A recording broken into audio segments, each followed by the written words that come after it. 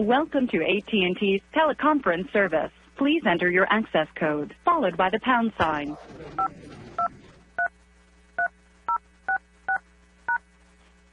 To join the conference, please enter your... At the tone, please speak your name. WRCOG. There are 1 participants on the call, including you. You are Check joining 1, 2. your conference as the host. For a menu of available commands, press *#.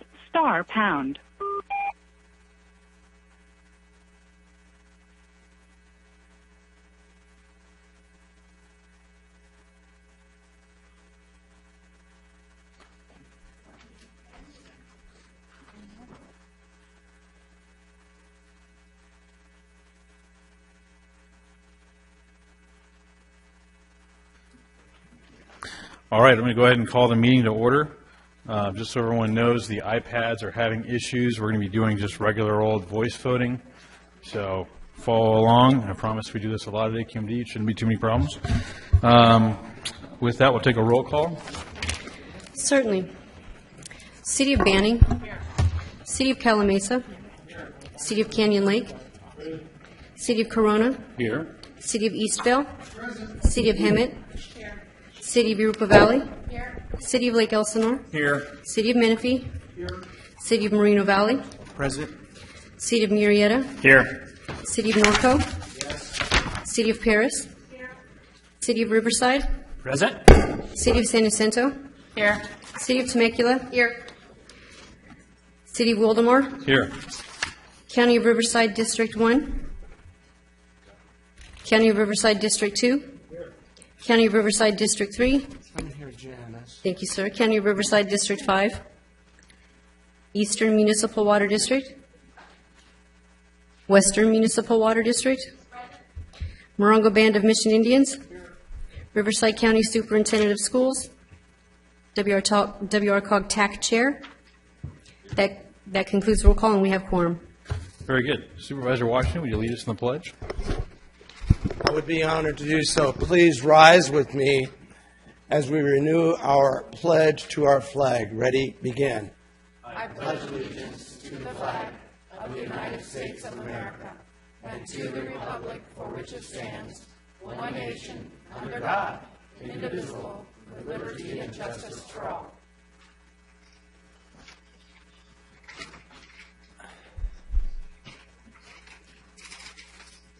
On to item 3, which is public comments for items not on the agenda. I have quite a few speakers slips, so I believe these are all for item 5C. Is there anyone that wishing to speak on items not on the agenda? Not seeing anyone, we'll go on to the next item. On to the consent calendar.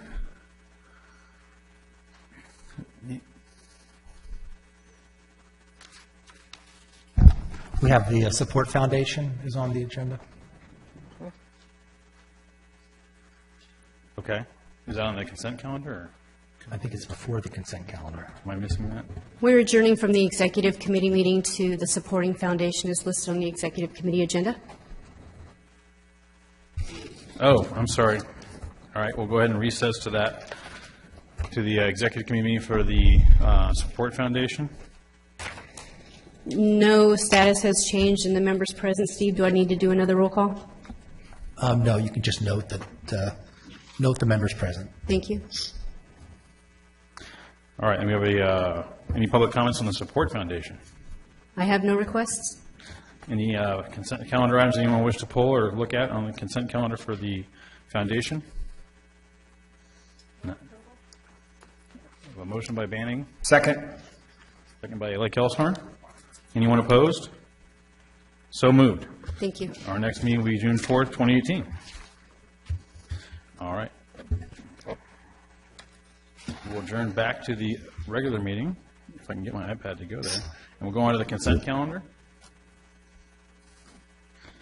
I have a motion for the consent calendar from Banning. Second, Hemet. Second from Hemet, and somewhere to my right. And unless there's any other items, we'll move the entire consent calendar. Anyone opposed to that? So moved. All right. Our next item is the PACE program's public hearing.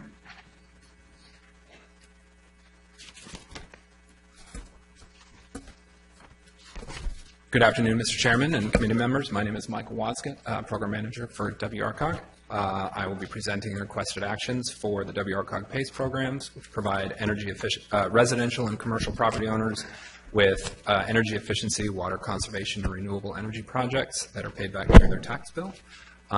The project-wide data is included in the agenda, and each of your jurisdictions should have a snapshot in your folder.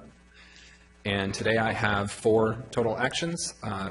One is to conduct a public hearing for the inclusion of the cities of Marysville and Shasta Lake. 2 is to adopt resolution number 1417, a resolution for the committee to confirm the modification of the California HERO program report to include expand the program area. 3 is to accept the counties of Amador and Glen unincorporated areas as associate members of WRCOG. And number 4 is to adopt resolution 1517, declaring the intention to modify the California HERO program report to increase the program area and set a public hearing for July 10th, 2017. Thank you. If there are no questions. All right, with that, I'll open the public hearing on this item. Anyone have any questions or comments on this item? Any questions on the phone? Do we have any callers online for the California HERO program? I hear none. All right, looking for a motion. Hemmett moved. San Jacinto a second. And with this, we do need to take a roll call vote because it is remote, just in case there's someone on the line. City of Banning? Or no, we don't need to, Steve? No. Is that what you're shaking your head? There's nobody on the phone, correct? Right. Correct. No, So we're you good? don't have to take a All roll right, call. any opposed? So moved. We're going to take one item out of order. We're going to go to item D very quickly, just because we missed this on the last meeting. This is for the nomination of the second vice chair and vice chair. And Rick will take this item. Go ahead, Rick. Thank you, Mr. Chair. As you know, each year the Executive Committee and ultimately the General Assembly of WRCOG selects its leadership for the ensuing fiscal year. And in the process, WRCOG's Administration and Finance Committee also acts as the nominating committee to provide the nominations to the Executive Committee. The Administration and Finance Committee met in April, and you can see on your screens they have nominated the following individuals for WRCOG's leadership for the next fiscal year. Debbie Franklin from the City of Banning to be chair, Chuck Washington with the County of Riverside as vice chair, and Bonnie Wright with the City of Hemet for second vice chair. So those are the nominations that are being forwarded to you from the Administration and Finance Committee. The requested action is for the Executive Committee to consider and forward these nominations to the General Assembly, and they'll then make a final decision during the evening of the 22nd. That completes my report. Very good. Second. I have a motion and a second. Anyone opposed? So moved. It's unanimous. Bonnie, congratulations. All right. Very good. We'll go back to item 5B. Aaron Sassy from the League of Cities. Welcome.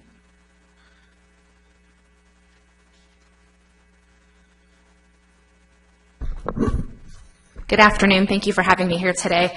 It has been pretty busy in Sacramento. Last week was the deadline for bills to be heard in their House of Origin. And with that, we had a lot of activity. And I just have to say thank you to all of you, because I know that we actually had one pretty significant victory. One of the bills that we were able, well, it's not officially amended, despite that 72-hour rule. But AB 1250 is the bill that would have some limitations on contracting. For all of you, we were able to get cities removed from that. So the bill will still apply to counties, but it will no longer apply to cities. That isn't official yet because it has to still be amended in the Senate, but that was the agreement that was made in the Assembly. So it did pass out of the Assembly with the caveat that it will be amended once it gets into the policy committees in the Senate. So that's a significant win. They basically realized that this was a die on the sword for cities, that we were very vocal. They acknowledged the fact that they have not really had this much outreach in a very long time, and that they will not be coming back after us this year. Obviously, that can always change, but that was what they said, that that's not something they'll attempt to do again this year. So thank you to all of you for making phone calls, sending letters. I think that that is a really good example of what we can do when we all work together and actually are vocal. So A couple other bills did make it out. One is SB 649, has to do with the small cells. So that's one that we really need to focus on in the Assembly. I know many of your cities are officially opposed, but really want to encourage you to reach out to your Assembly members. It will probably be heard in committee. So our targets for our area right now are Assemblyman Eduardo Garcia and Assemblywoman Cervantes. So put some calls into them. Make sure you're telling them that you want to be able to maintain your local authority on that. It's probably going to be a tough bill for us to kill as well. The SB 540, which has, it's Senator Roth's bill that has to do with housing, would do the upfront CEQA for 5 years. That did pass out, so that's moving forward as well. I don't really suspect we have a lot of problems with that bill, so that's good. And then AB 890 with Medina did also make it out of the Assembly. I'm hearing that he's maybe open to some amendments, though. So if you have some ideas on how you'd like to see that bill go, I think definitely get them to his office ASAP. So I know we're opposed, but maybe if we can get some changes that we could be a little bit more amenable to that. Two bills actually, and then a request I have. There still is the Prop 64 trailer bill moving forward. There hasn't been a lot of activity on this lately. We've been meeting with the governor's office. Tim Cromartie, our public safety lobbyist, has been communicating with them. We have significant concerns because this is really removing a lot of the local control that we've been fighting for in terms of medical marijuana and, like I said, Prop 64. So we still have concerns. I know some of you have sent letters. We definitely need some more assistance on that, but it's still a trailer bill, so it's not an official number yet. And then another trailer bill that we're hearing is coming forward is has to do with mandatory employee orientation. Basically, we're being told that for every public employee, you will have to do, we will require that every public employee have the opportunity to a new employee orientation. The time, place, and manner would all be subject to collective bargaining. This would only apply to new employees. So this is definitely something we're watching. It's something that's new, so it's not anything that's official yet, but we'll definitely keep you apprised of that as we move forward. One request that we did get from the governor's office recently, and I know this is something I've been asking many of your cities for already, but we're going to really need to advertise various projects being funded by SB 1. I know it's a requirement that you have to say what the monies are going to be used for to get the money, but it's definitely something I'm going to be asking all of you to provide me with. So as you start to at least identify projects that you will be funding with SB 1, just know that we'll have to be passing those on. The budget deadline is June 15th. Don't really suspect there'll be any problems. There hasn't been problems in the past couple of years meeting that deadline. Our next division meeting is coming up in July at La Quinta. Hope all of you can make it out there for that. With that, I'd be happy to take any questions, but thank you for all the hard work that you've been doing recently. Very good. Thank you. Any questions, anyone? I have the city of Norco. Just a question on two things. The contract cities, what does that mean the county will be on the hook for that? So it originally applied to cities and counties. Right. But cities got removed, so at this point there would still be potential problems with counties doing contract services. So I guess cities, you won't be like, so for waste haulers, for example, those contracts would be subject to this, any other potential projects, but at this point, deputy sheriffs, fire, that kind of stuff, we're cool now. Cities were completely removed, or will be completely removed. And then the cell sites, that's still where they would come in, be able to put them wherever they wanted to. Yes. Irregardless of, and how far along do you think that is? It just made it out of the Senate. Mm-hmm. So it's just going to the Assembly. So it hasn't actually been assigned to a committee yet, but it should be assigned soon, probably this week. So if I send you an email or something, maybe we could talk about that a little bit? Okay. Great, thank you. That's all I have. Thanks. City of Calamasa. Yeah, Aaron, first of all, hey, thanks. You've brought back my total belief in the league. Poor counties, they didn't get included, but for us, that was a great, we like to get like a 5-minute response or less for fire. I think we had our letters signed and in Sacramento within 5 minutes on our protest with AB 1250. So kudos. I mean, it really is because cities were vocal. So sorry to those of you with the county, but I mean, we were the ones really making those phone calls and talking to our And legislators, so it worked. it shows it works, because the SEIU was really harping on them, really pushing and everything, so it shows we do have a little bit of power. And again, you brought back my faith in what you guys do. Glad to hear that. District 3? Aaron, you didn't call me. I work for the league. Just as a courtesy. Well, you're on my email list, aren't you? I'm pretty sure you are. The contracts that he referred to between public agencies, that wasn't It's not addressed. public agencies, Yeah. but like your waste haulers, providers. So your question But about a contract with the county for police or fire was not affected by that. Right. It's public agencies and private entities. Mm-hmm. So, and the county's got to, I guess, work to get respect from the League of Cities. Not from the league. You got to tell them that you don't want this bill. CSAC. Yeah, where's your CSAC rep? Ooh. All right, City of Moreno Valley? Yeah, you mentioned AB 890, that he would be open to amendments. Do you know what types of amendments, or? You know, they haven't exactly specified, but from what I've heard, he's willing to start talking to people. So I definitely would say make any sort of recommendations heard sooner as opposed to later. Okay, and then it already passed the? It made it out of the Assembly, so it's in the Senate now. It's in the Senate now. Okay, thank you. Very good. That's the last of my people in the queue. Anyone else have any questions? Aaron, thank you very much. Thank you. We're going to move on to item C, the Transportation Uniform Mitigation Fee, and I'll be recusing myself just because I am employed by the California Apartment Association. So Debbie, you go ahead and take this item over. It's all yours. You're welcome. No, I'm over here.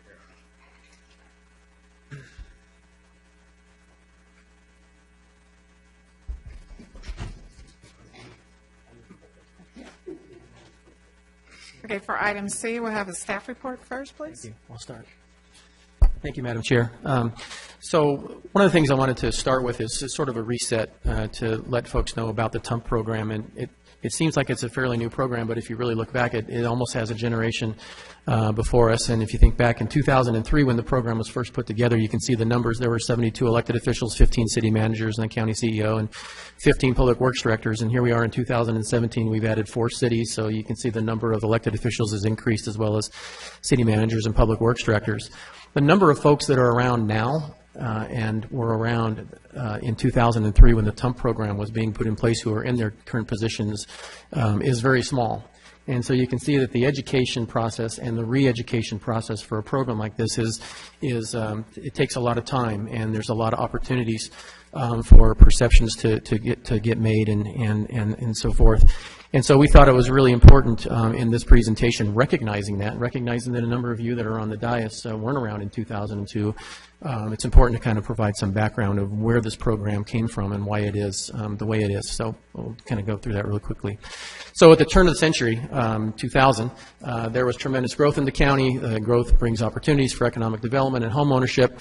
It also brings significant quality of life and infrastructure issues. Really a similar situation to what we face now. We're continuing to be one of the fastest growing counties and subregions in the state, if not the nation. The TUMP program was developed just out of that mindset that we needed to have a supplemental source of income to make sure that new development is paying its fair share to augment other shortfalls that collectively exist for regional transportation facilities. And the TUMP program was always designed with an eventual job housing balance in mind, actually, because its focus is on the subregion's arterial roadways. And we think about the sales tax measure, which is focused or has a focus on the freeway improvements. The TUMP program is not that. It's all on the arterials, taking a look at the fact that as our subregion is going to grow and as we want to achieve a job housing balance, we're going to need to have an adequate arterial system that can move folks around. So that's the underlying premise of TUMP. Again, the third bullet there is just to do nothing more to ensure that new development pays its fair share, fulfilling a promise that was made to the voters. This is a capital facilities program only. It does not fund operation and maintenance, which is a whole inherent issue with fee programs. And again, it's a complement to the sales tax measure. When we put the program together, others were watching and others were noticing, and so we thought we'd pull some of the excerpts from some of the newspapers back in the day talking about how this was an innovative program that others should be paying attention to. So you can see some excerpts of clips from the LA Times, from the Sun, from the Press Enterprise. They all thought it was a very big deal, and it was very innovative at the time that we had a program as large of a scale, really intended to look beyond local jurisdictional boundaries, but to solve a regional issue. And the TUMF program was something that wasn't just dreamt up by staff or elected officials. It was a promise made to the voters when they voted to approve Measure A in 2002. And it was explicitly part of the deal that was made, and it was explicitly part of the safeguards that a program would be put in place to make sure that development pays its fair share. And so basically the message from the voters, in our view, was that as they were putting their hands in their pocket to help fund the shortfall in transportation dollars, they wanted to make sure that that hole didn't get any deeper. And that was the purpose of putting this program together, to make sure that their money would be used to deal with shortfalls, to deal with existing growth, but to make sure that as the subregion develops in a planned manner in the future, that new development would be making sure that it is mitigating the impacts of its development on our transportation system. So the program was designed to be very cost-effective. You can see here that WRCOG administers the program by primarily preparing the Nexus study, working closely with the public works directors, the planning directors, the city managers, and of course you in making sure that we've done that adequately. We are the recipients of the fees that you collect, and then pursuant to the zone system that you all have agreed to, we allocate them back out to the zones and to RCTC and to RTA and also to the RCA. The jurisdictions are ultimately the final decision makers, and this is really what differentiates the WRCOG TUMF program from the CVAG TUMF program, is that with our zone structure, we're allocating dollars back out to the local jurisdictions, utilizing their existing expertise to make decisions about facilities that are a priority to them in their jurisdictions and in their surrounding areas. So the Nexus study that's on tap right now, you can see it's considerable in size. To our knowledge, it still remains the largest transportation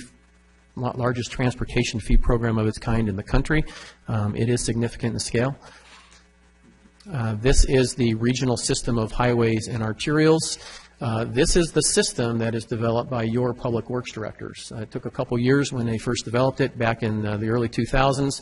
It takes a considerable amount of time for them to revise the system, but ultimately it's an integrated system that is identifying regionally significant facilities throughout western Riverside County.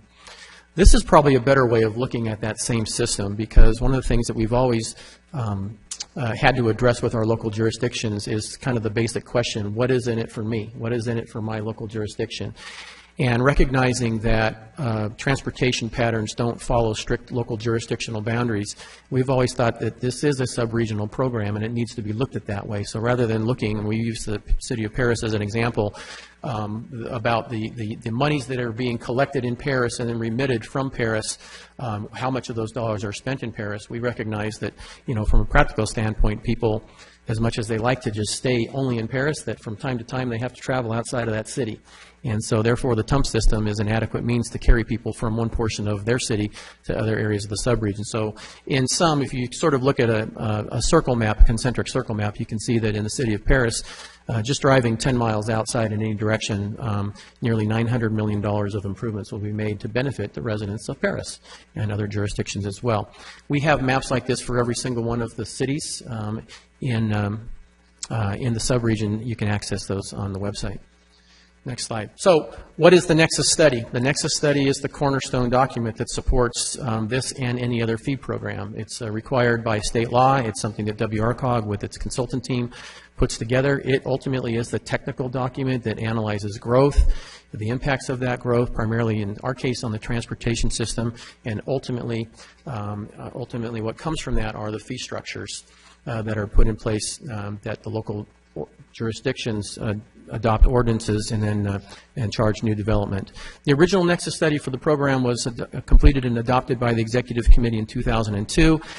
We periodically update the study to reflect changing circumstances and growth patterns and transportation costs and facility needs and other changes to modeling that we think are appropriate to include in the study as we update it.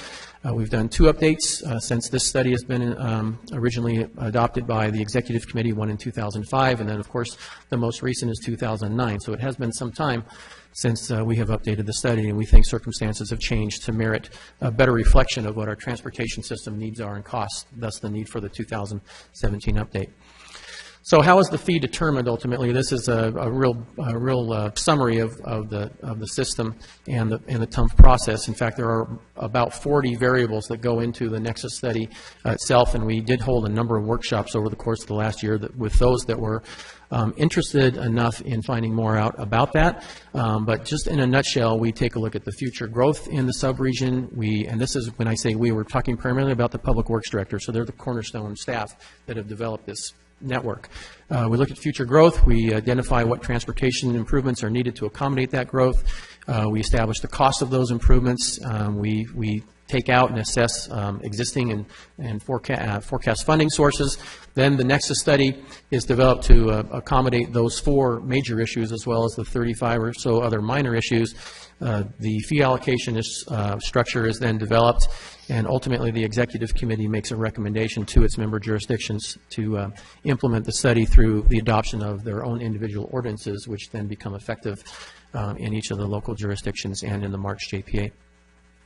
So here's, in summary fashion, what the 2017 Nexus study findings convey to us. And probably no surprises here. The subregion is continuing to grow. We all know that. This growth will result in increasing congestion on our arterial roadways. And this roadway congestion is directly attributable to the future development in western Riverside County. We also know from our public works directors that capacity improvements are going to be needed to alleviate this congestion that's caused by new development. And in fact, the roads that are on the TUMF network, this regional system of highways and arterials that was graphically depicted on that map several slides ago, they are in fact the facilities that merit improvement through the fee program. And then finally, there's a nod to the fact that not everybody that comes to western Riverside County will be using their own car or vehicle to get around, and so there's a transit component that's included in the study as well that provides revenue sources to RTA so that transit-dependent travelers have an option. Next slide. So this is the resulting fee structure that has come out of the Nexus study with a number of changes that have been occurring over time, particularly pursuant to SB 1 that Chris mentioned to all of the committees during the course of the last few months. So that provides a background of why this study came about and what it does and what it is intended to do. So, Madam Chair, what I'd like to be able to do now is perhaps we could have the public comments, we could hear from them, and then Chris Gray, our Director of Transportation, can provide some additional comment and response. Okay, what we'll do, we do have 7 comments from the public. Since our action for today is only to discuss and provide input regarding the comments, then what I'll do is have the 7 people that have already asked to speak, they will each have 3 minutes, and then we'll have staff go ahead and give responses for those comments, and then we'll open it up for the board to be able to ask any questions or make comments. The first one we have is Clint Lormore from BIA, followed by David Dozlich, from BIA. And then we have George Linfesti from BIA.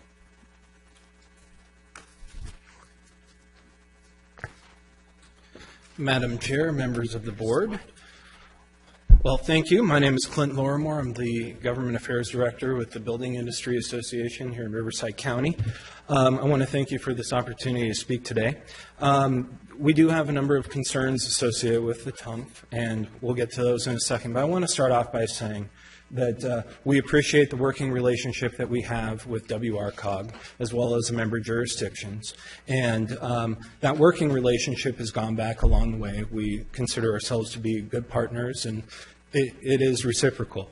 But on this issue, we do have a difference of opinion on some of these things that I'm about to highlight. We do have 3 speakers today, including myself. The next person that's going to speak is Dave Daslich. He is the Deputy Director for Government Affairs. And then we also have George Linfesti, who is an engineer by training. He's been doing this for over 30 years. And has done projects in Western Riverside County and has done projects within the TUMF program. So our concerns, we believe that there is an overinflation of costs associated with right-of-way acquisition with a minimum of $500 million that needs to be removed from the study, with as much as $1 billion in excess costs being charged. And we'll get into that with George's presentation. Also, we see an overinflation of costs associated with consultants and engineering and planning costs. And what we see from our analysis is that it should be half of what WRCOG is proposing. Also, the study's use of vehicle miles traveled, or VMT, as opposed to trips generated in previous models. We do not believe, and we've had our attorney go over this, we do not believe that vehicle miles traveled is a defensible model, and it directly benefits retail commercial development at the cost of housing. And it should be noted that retail does not come without rooftops. Also, part of the justification for this is that in the comments back were that this helps with CEQA exemption for projects moving forward, and we would like to know if by paying a TUMF, if that guarantees CEQA exemption for those projects.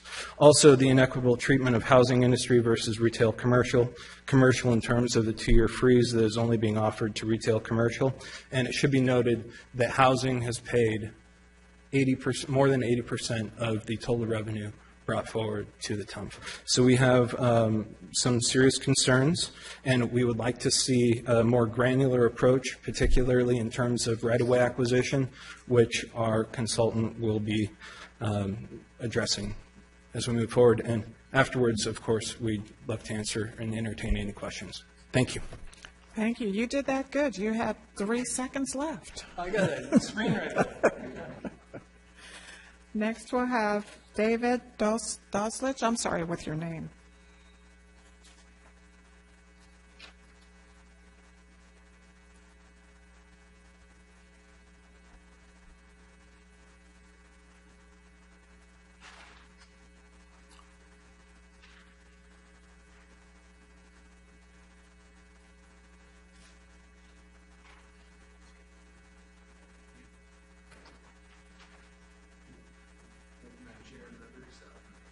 David Daslich. I'm the Deputy Director of Government Affairs for the BIA. Here to comment on the general situation of the housing market as it stands right now. As I'm sure some of you are aware from reading the Press Enterprise, the Orange County Register, Sacramento Bee, we're in the middle of a housing crisis. There have been over 140 bills submitted to the Assembly this year to address this, and currently our industry is on pace to build about 80,000 of the necessary 188,000 houses to meet demand for the growing area of the state. With that much demand, you would think that the housing industry would be booming here in Riverside County in the IE. Unfortunately, looking at permitting data, that has just not been the case. Last year, we pulled permits for 4,600 houses, and in the first quarter of this year, we have just under 1,000. We're on track for a similar performance to 2016, which saw only marginal growth over the year 2015. If you look at the historical permitting data, our industry, our current recovery has been less than the lowest years of the 1990s, which are fairly universally acknowledged to have been very difficult years for the housing industry. Part of that comes from fees and regulations. It's very expensive to build. Our developers are looking at somewhere on the order of $60,000 in fees and permits before a shovel even touches dirt. We think that in this time when our industry is still trying to move beyond its current anemic state and address these housing needs, now is not the time to be raising fees. And this has been a BIA position in dealing with municipalities and school boards. We've made this same presentation to several members here. We think in general, until we've seen some uptick in the number of permits that are being pulled, it's unwise to raise fees. We're dealing with an industry that doesn't have the margin to take as many hits in these fee increases as they once did.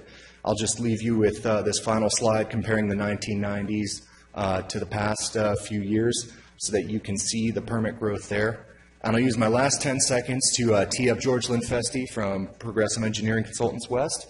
He has over 30 years experience, extensive work with TUMP studies, including 3 facilities over in Moreno Valley. Thank you. Thank you. You had a whole second left. So as he comes up, our next speaker will be George Linfesti.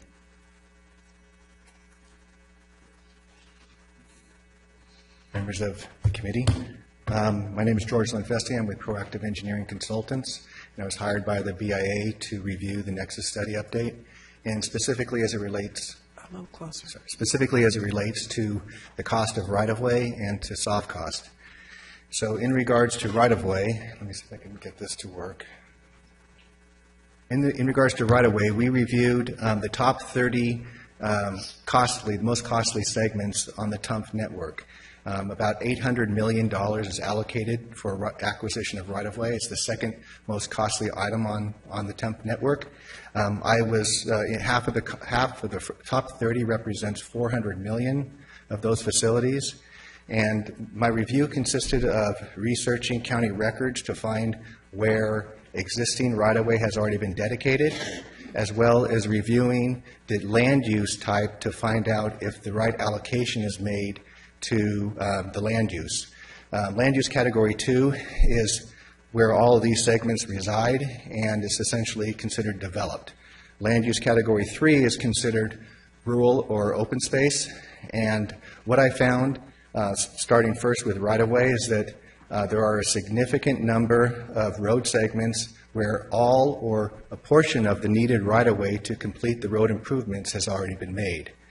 In other words, the dedications are there and ready for the new lanes. In regards to land use, what I found is there's a great number of segments where all or a portion of the land use is miscategorized and should be categorized as land use 3.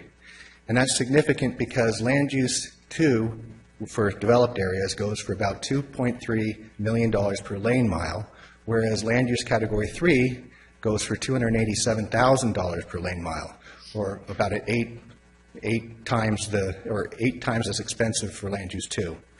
So my analysis in the 30 segments shows a savings of about $260 million. If you apply that to the rest of the network, if the same trend continues, the land use or the savings would be $584 million.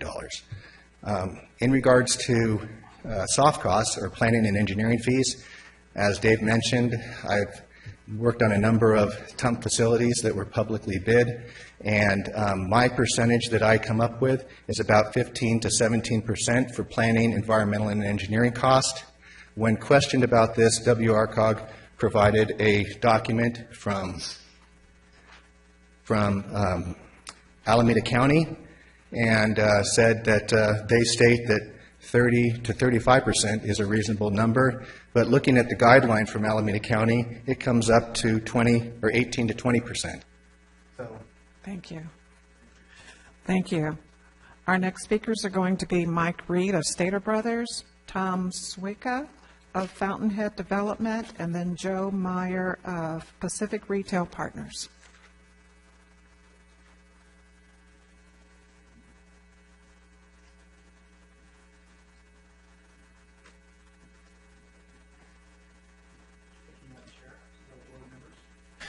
My name is Mike Reed. I'm the Vice President of Real Estate for Stater Brothers, and thank you for having me here today. I feel like I'm a partner with almost each of you, as we're in almost each of your cities. Hope to be in each one of them soon. We've been very active in Riverside County over the course of the last couple of years. We've opened a store in Hemet in 2015, and we currently have 3 stores under construction right now in the county, one in Menifee, one in Riverside, and one in Norco. And we hope to continue to do new development now and in the future. And so as we develop more stores, everybody wants to sell groceries today. The dollar stores are selling more groceries. Drugstores are selling more groceries. Internet sales are becoming much more popular for selling groceries. And the competitive landscape continues to get more and more competitive, and it's growing.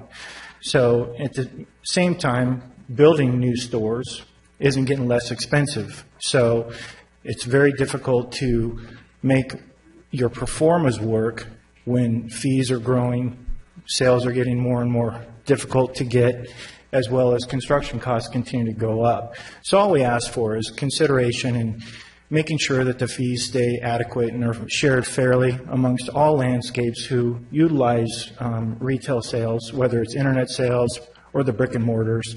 And all we ask for your fair judgment and opinion as you go forward with this. Thank you very much. Thank you. Tom Swicka?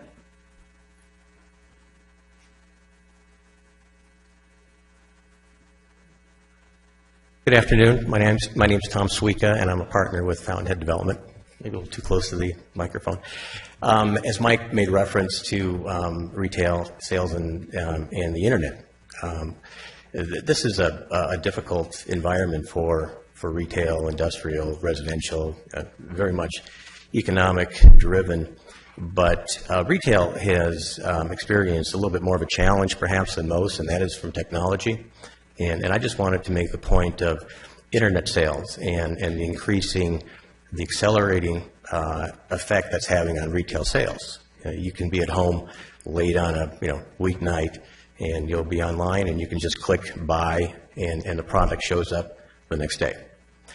That basically eliminates the drive to the shopping center. And what that creates is a drive from distribution center to your house. So as I see the increase in retail sales, which is almost double the size of the increase from the next element or the next sector that's going to have to experience an increase, I think that perhaps the data that was used in the Nexus study that started back in 2002 and updated perhaps needs to be revisited, because technology and the internet is speeding past us, and I think that's a burden that's specific to retail. So I would just like you to consider that. Thank you very much. Thank you. Joe Meyer?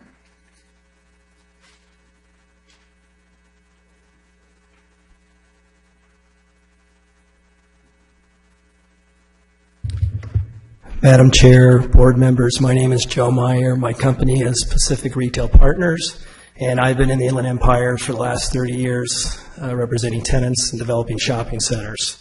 So I've been out here quite a while, and I was here when the first tub fee was approved. And I do agree with the BIA on their first comment that we do follow. They build a home, we build a shopping center. But that person that goes into the new house now doesn't have to drive to the old shopping center that was 4 miles away. We have one that's 2 miles away. So when they tell me I'm generating a trip, it's a little hard for us to swallow that kind of concept. It doesn't pass the smell test for us. The first time this was passed, it came in very quickly. We were not part of the process. It came in. We had to accept a 3-way phase-in of a big fee. Now we get to the phase we're in today. The original proposal came out at 80% increase to the tub fee. It came out at $18. We've now got it down to 12. We are still the biggest percent. And I know we're not a big piece of the pie, but this is very difficult for us to absorb, and it was very difficult during that time when it first came phased in. This is also the largest cost as a percent of our buildings. When we build a building, the tub fee percent to our building is greater than everybody else's. And I don't know if I'm the redheaded stepchild, I don't know what the deal is, but we feel like it's been unfair for us. And it was unfair, we believe, in 2003, and we feel like now it's just piling on. So I have 1:20 left. What I'd like to do is at least, I put in 2 letters, at least outline kind of the key things that I feel strongly about. The first part is we dug through and reread TUMF, and unfortunately we didn't read it as well 10 years ago, but we believe, and we think WARCOG agrees, is that the fee was implemented improperly for the last 10 years. That we were paying the retail fee of $10.50, when in fact our uses in our small portions of the shopping center are all service. They're dry cleaners, they're food. All of those fall under a different category, but they were collected improperly for 10 years. First of all, we'd like to ask that that get corrected immediately. And where I have 3 projects under construction in your county, we'd like to get that so that when we pay our fee upon occupancy, it gets assessed properly. In the cities, we want to make sure the cities are comfortable with that. Now, you're working with me on it. I appreciate that concept, but I'd like to make sure that happens on our watch. The other point is, by way of example, we have a gas station. A gas station typical fee is about $300,000. A C-store and a gas station is about 3,000, 4,000 feet. That's $100 a building foot in a fee. No one seems to care, okay? There's lots of fees that are done, and we think that's a completely passerby trip. I don't think people get up, go, I got to go to the gas station, and I'm going to come home. No, they're on their way somewhere else. And then the last... If you just have 30 seconds. Okay. Okay. The last point is because of the fee being assessed wrongly, in our view, for the last portion on the service, and we have projects that are sitting on the shelves right now, we would sure love to see some type of economic incentive to lower the retail portion so our major tenants can move forward. So we would ask for that, too, as outlined in my letter. And I thank you for your time. Thank you. Next, do we have any other speakers other than the last 2 that we have? If you do, would you please bring up a speaker slip? But we do have 2, Bud Elam and then Dan York.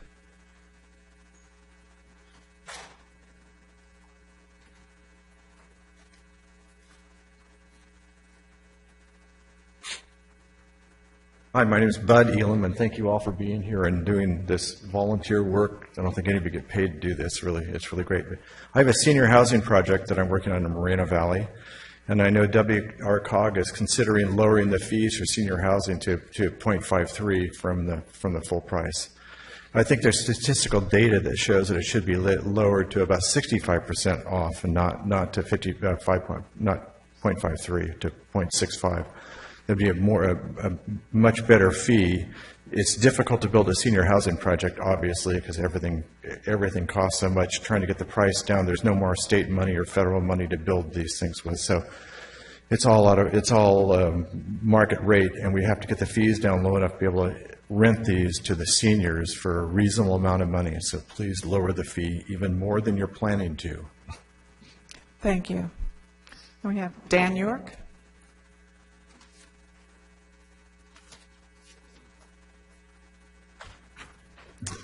Good afternoon, Dan York, City of Wildomar, also the chair for the Public Works Directors Committee. One of the largest expenses that we as agencies have is delivering road infrastructure, and it's getting more and more expensive and more difficult for us to deliver to our constituents these road infrastructures. I'd like to comment on the right-of-way acquisition concern. 25% is what we currently are allocating. I could tell you in every street in Wildomar that's on the TUMF network, it is about a quarter. And that means that we're having to find other sources to be able to deliver these infrastructure projects. The other thing that the right-of-way cost analysis did not include are the other costs that the agencies have to bear. It does not include the loss of goodwill for business impacts. Does not include the cost for temporary construction easements, slope easements, and the like. Does not account for the full takes, which is becoming more and more of common when we are looking at right-of-way acquisition. And it also does not address in developing communities that there are more and more right-of-way impacts to local properties. The other comment that I wanted to make, there was an example up there for Grand Avenue. That analysis did not account for the removal and compensation of private improvements in those right-of-ways were rural 2-lane roads. There's a lot of encumbrances. We have to compensate those. Also the driveway conforms. There's over 400 parcels on that strip of property that we have to hire specialists to go and talk to. That's also not included in that cost. The other thing that I'll note is that many developers are in our community. They're asking for us to get reimbursement because they are developing on TUMP facilities. And many of those, even though it's only 25%, are saying, gosh, we could take every bit of that. So we're having developers saying, gosh, we wish that it was the appropriate fee. It's only 25%. In closing, I'd like to say that the Public Works directors are concerned that the TUMP program is underfunding the right-of-way costs. But with that, we understand delivering local projects in our communities is more and more difficult. What happens if we don't adopt this program? Traffic for sure is going to continue to grow. As traffic continues to grow, this TUMP program cannot fund the existing impacts, nor can City Diff. That means that both of us are going to have to find other resources. Thank you for your time and consideration. Thank you. Do we have anyone else? Do we have anybody on the phone? No, Madam Chair. Okay, then we will close public comment, and I'll ask Chris if you can give us some responses to the comments that were made.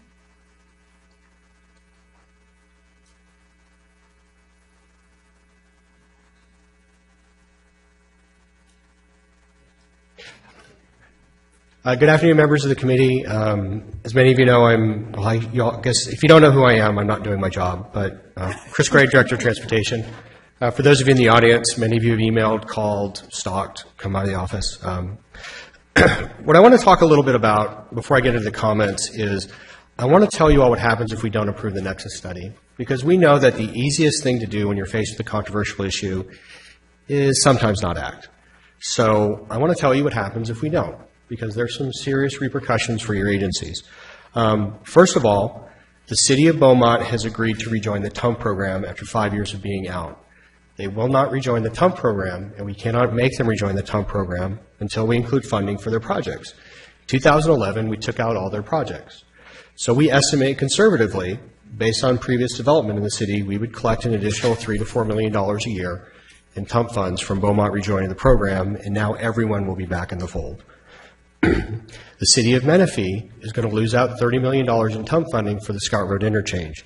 Scott Road interchange is not funded by the 2009 Nexus study. Many of you have asked, well, why are we raising fees? We're not really raising fees, we're updating the study. There is a fee increase that is associated with this, but fundamentally we're updating the projects in the Nexus study. We have a 10-year-old list of projects. When 10 years ago, there was no funding for Scott Road. There's funding for Scott Road now. The new home company, the City of Corona, has committed to build the Cajalco interchange. This project was not going to be built until they made that commitment. They are hoping to receive about $40 million in TUMP credit because the funding for the Cajalco interchange increases substantially in the new Nexus study. And there's a substantial number of projects that are going to be funded in the new Nexus study. These are just three in the city of Riverside. There's the Adams Street interchange, the 3rd Street grade separation, and the Iowa Avenue widening. We've allocated $10 million to these projects over the next 5 years. These projects don't get funded if the Nexus study isn't approved. Then in total, there's about $350 million in new projects that get added. Now, in some cases, those are city projects, but in some cases, those are developer projects, because a key component of the TUMP program are developers building projects directly and receiving credit for them. So projects like the Highland Springs interchange, that has additional funding in the Nexus study. And Pardee Homes has been talking to the City of Beaumont, WRCOG, and Banning about building that project. Cajalco Road is another example. We've already talked about that. The extension of Limonite. So there's a variety of projects that are going to be funded. So I also want to be clear that we've also received a number of letters of support for the stakeholders. We received a letter of support from the City of Calamasa. We received a letter of support from NAOP. We received a letter of support from the New Home Company, KWC Engineers, who represents the Castle and Cook project, which is about 8,000 homes and millions of square feet of non-residential development, has support from the Nexus study. And they specifically called in their letter that it's the projects being added as the reason for support. The Menifee Chamber of Commerce has written us a letter of support because we're funding Scott Road. The Corona Chamber of Commerce has written us a letter of support. Highland Fairview, who wrote a very critical letter of the Nexus study in 2015, has said that we've addressed all their comments. They're a significant developer. If they had issues with the Nexus study, they would have said so. So we're going to go through and highlight a couple of the responses, which we were writing down all the questions that came up, and they're questions that you have, so we're going to go through those. In deference to Supervisor Washington, I'll go through them briefly, but the way we have the structure is we have a series of questions. So the first question, and this has come up repeatedly, does the TUM program overcharge for right-of-way? The answer is no. We're basing our costs on actual land values. We retained a consultant to go pull property records on projects that were actually where right-of-way was purchased over the past 2 years. As Dan said, and many of you may not be aware, there's a 75% global reduction in right-of-way costs for most roadways. The reason why we do that, and this has been in place since 2002, is that we realize that in many cases, cities are able to get some or most of the right-of-way, but we don't know exactly what that is. We believe very strongly that the BA analysis actually shows that we understate how much right-of-way is needed. We would also point out that you don't actually know how much right-of-way you need until you build the project, and it can often change. And then, I want to be very clear about this. If you reduce right-of-way funding, that means you're going to have to pay for it if you incur additional expenses, because the program sets the maximum amount. So if you're allocated $4 million in the program, and you decide to reduce that to, let's say, $2 million for a hypothetical project, if you incur $3 million in expenses, you're paying that extra $3 million. There's no way to get that back. But this is a very important issue. So what I've asked is our consultants from WSP to come up and talk about the right-of-way. I want to do a couple of brief introductions. Darren Henderson has been our consultant since the inception of the program. He's one of the people that's been around in the beginning, and we also have Bob Moran, who now works at WSP, but he's a former traffic engineer of the city of Cronin. They're going to tag team this presentation. Thank you, Chris, and thanks for having us today. So I'm going to start with how we build up the roadway cost, where it actually comes from, and then Bob's going to talk a little bit more specifically about the analysis that the BIA did and to answer some of the questions associated with that. So as Chris alluded to, we start the right-of-way cost by actually looking at recent sales in western Riverside County. And in this case, we pulled about our right-of-way consultant, who are actual land appraisers, for commercial properties and for municipal properties, pulled about 670 comparative right-of-way takes. So these were takes on other roadway projects in western Riverside County over the period from about 2016 to early 2017 when we did the analysis. They give us per square foot costs that we then use as multipliers to generate the per mile costs that you see in the program. There's no doubt that that went up significantly from 2009 to 2016, and in particular in the suburban zone, largely because of the effects of the recession. Back in 2008, when we were pulling data for the 2009 Nexus update, we were in the middle of the recession, and property values were actually in decline at that time. So from day to day, they were going down. They reached all-time lows, and so that really set the bar as far as where we are today in terms of comparative values. But there's some other factors that came into play, and if you look at the chart in front of you, you can see a couple of those. First of all, if you look at the yellow highlight, there's been a significant increase in the number of commercial property takes that we need to do now as part of more recent developments. Those are more expensive than residential takes, and so that becomes a factor in that cost increase. The other part is that we're seeing more full takes versus part takes.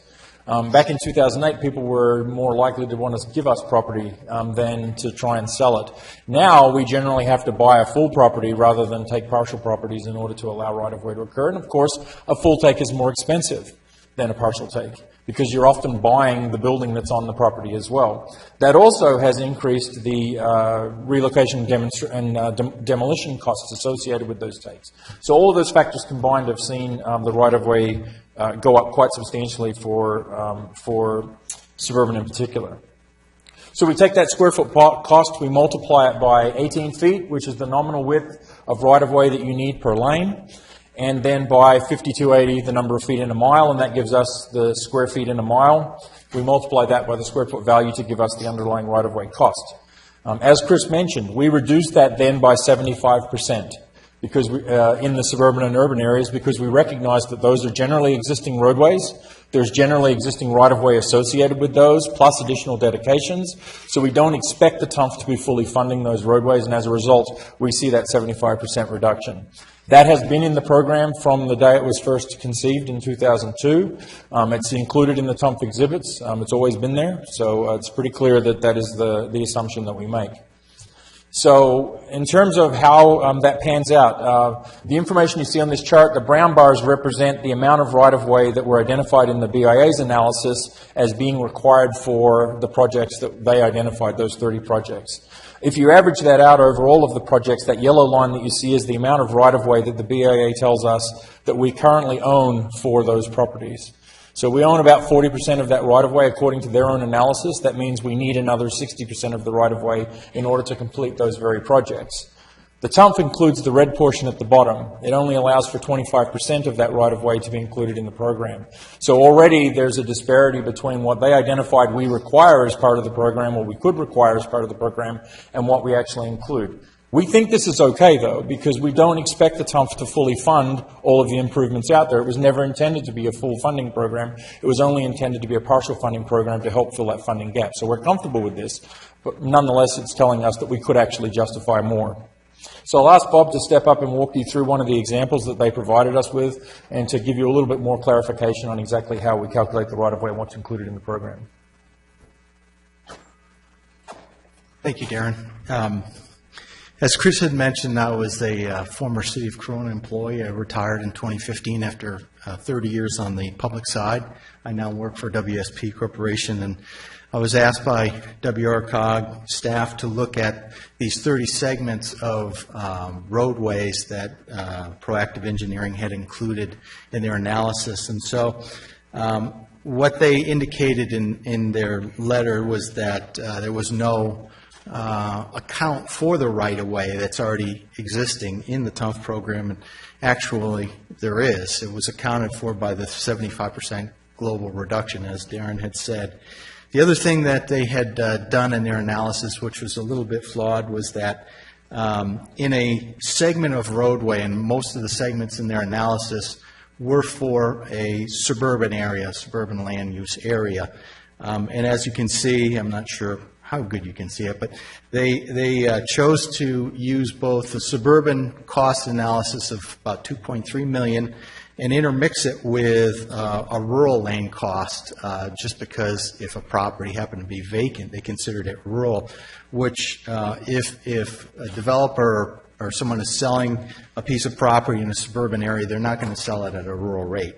So I was able to go through the analysis and look at where they said that right-of-way existed, and in some cases there are some right-of-way that does exist, but I was able to determine that about approximately 40% of the right-of-way in these 30 segments possibly exists. The other thing to keep in mind, too, is that when right-of-way is dedicated on a map, it is generally dedicated subject to improvement or subject to the development moving forward. In many of the cases, that right-of-way may have been dedicated, but it was never accepted because the project never moved forward or the improvements weren't done. So that the right-of-way, the 40% that is in the analysis that I looked at for the BIA, could even be a little on the high side. It could be lower than that. So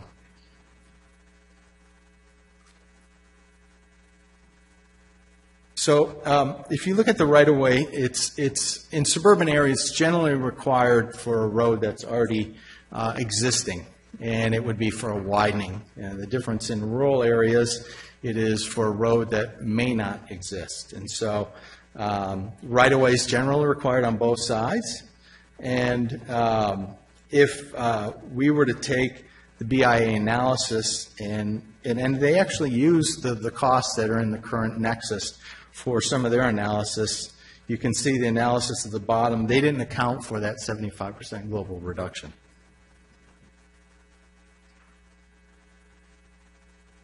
So, as I had mentioned, at the bottom of the slide it shows that if we were to take the analysis that was done, indicating that 40% of the right-of-way in the 30 road segments is actually dedicated, and we would need 60% of the remaining right-of-way on those 30 road segments. If you were to do that, the cost per lane mile would actually increase from $2.5 million in urban areas to $6 million. The suburban right-of-way cost would go from $2.3 million to almost $5.5 million. And so that would be a substantial increase. And so again, that global reduction that's included in the Nexus study has already accounted for that. A couple things to note is that right-of-way dedication, as I had mentioned, doesn't necessarily mean that an agency owns it. It is subject to that improvement or subject to that project moving forward. In some cases, developers are eligible for credit or reimbursement on a right-of-way that's been dedicated already because of that instance. So there's 4 roadways where developers have indicated that they will be requesting credit for these dedications. Adopting the BIA approach would eliminate tens of millions of dollars in TUMP. There's 4 good examples right here where the maximum TUMP right-of-way is noted. That's Foothill Parkway in the city of Corona, Limonite in Arupa Valley, Menifee Road in Menifee, and Paris Boulevard in Moreno Valley, where you can see that the maximum TUMP share allowed was less than the total right-of-way that cost for those projects. And so the jurisdictions, the agencies out there, as Dan Clark had said, would have to make up that difference. And it's very difficult when an agency is trying to build a project and they don't have the funds to finish that roadway. Turn it over to Chris. Thank you. So, Madam Chairman, we await your pleasure. This concludes our presentation to response to the question of right-of-way. We're happy to stop and answer questions on that, or we can go on to the next topic. What is your pleasure? Okay, we do have some questions in the queue, so we'll go ahead and take those. Thank all of you gentlemen, and I thank everybody in the public for making your comments also. We'll start with Corona. Thank you. It was noted on a couple of the slides the where some of the advantages and disadvantages have been from some of the projects in Corona. We have a BIA member, New Home, who would like to see the Nexus study completed and approved because they are standing to benefit about $40 million. Actually, it's probably about $20 million. It's a differential. But nonetheless, they would like to see it approved so that they could have part, and that still would not, as some of it's not even on this slide, you know, the $40 million is barely 50% of the project that they have to build. So by getting the Nexus study approved and getting the $40 million, the cost for the bridge that they've committed to build is in the $75 million range or more. So it's still not a panacea for them. One of the issues, and I know Supervisor Jeffries had some of the same issues that I brought up in the past, is that we collectively, just spent $1.5 billion widening the 91 freeway to get people out of Riverside County every morning. And we have, over the last year or more, set aside some money here within WRCOG to do some economic development studies to try to create more jobs here. So there really wasn't anybody talking about industrial, because if you look at the industrial cost, it's smaller than most of the others, including retail. But one of the things that we should be looking at is ways to incentivize industrial growth in all of our areas. I mean, personally in Corona, we don't have a lot of dirt left. A lot of your cities do. And I think one of the ways that we've looked at it in the past to disincentivize warehouses is to require extra parking, because the developer doesn't want to add parking to a development that's going to never be used.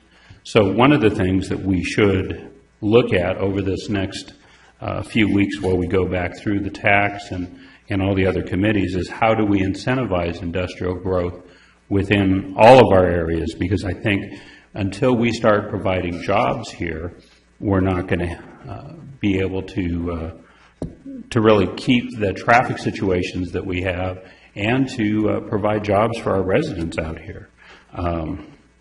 And then I would tend to agree to a certain respect with the retail folks.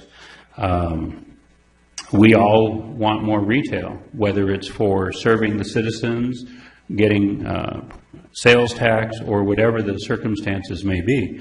You know, service uses don't create sales tax, obviously, at least not yet. Maybe changing soon. But I think we all would like to see more retail, if not just from the standpoint of creating better quality of life for our residents. So if there's ways that we can look at that as well, I would be in support of that. But I definitely think we should move forward with the Nexus study. We can always change it as we move forward. Once it's approved, it can always be changed. But I think holding up and not approving it or delaying it any further is the wrong thing to do right now. Thank you. Okay, thanks. Next, we'll have Supervisor Tavallon, followed by Eastville. Thank you, Madam Chair. First, let me just thank Chris for putting together a great job in terms of listening to people. This has always been a difficult, sensitive subject. I was unfortunately involved from the beginning of this back in before 2003. So, and it wasn't easy then, it isn't easy now. And I know when you're dealing with different segments of the building industry, whether it's retail, industrial, or the home market, it's not easy to balance all of that. And Chris, I think you've done a tremendous job. As it relates to, and I don't know if we want to take the whole discussion all the segments into discussion at this point, but as it relates to the residential, I did meet with the BIA and their group last week, and they did bring up the right-of-way issue. Unfortunately, I guess I didn't anticipate that I would be following up with WRCOG, because when they said that the right-of-way issue was not covered, I was a bit shocked, or that we were not... all of us in our various jurisdictions have already acquired much of the right-of-way. And as you know, you've heard from the former employee of Corona, yes, we do accept it, or excuse me, we do make it part of the entitlement process, but many times we don't accept it until they're ready to build. And then I also learned today, and I'm very disappointed that the BIA did not share this with me last week, that 75% was automatically discounted in 2003. So the right-of-way infrastructure, basically, that anyone's paying for is only 25%. That's correct, Chris? Okay. Correct. So I was set to come in this meeting today to argue that point, but I don't need to argue that point. I think we need to move this issue forward, move the Nexus study forward, but not until we have a discussion about the retail, which is very dear to my heart, only because that's the commercial industry is where I came from. I didn't specifically deal with retail, but I work closely with many of the individuals who are and who still do work in this area. And as they said, they weren't involved in the beginning in 2003. That's not our fault. We asked the retail industry to get involved back in 2003, but it didn't seem to be an interest back then. NAIOP didn't either. They're involved today. Well, why wouldn't they be? Look at their fee, and they're supporting it. But when you look at industrial projects, I'm just talking industrial first. When you look at industrial projects today, they've changed tremendously as well. Big box warehouses are now becoming fulfillment centers, and they're being designed differently. You know, big box warehouse, people think there's going to be tons of trucks there. Not necessarily. They deliver the trailers, the trucks come and go, the cabs, if you will, come and go. They see a lot of trailers there, but you don't see trucks, as many truck trips as you would think. Fulfillment centers are a different animal.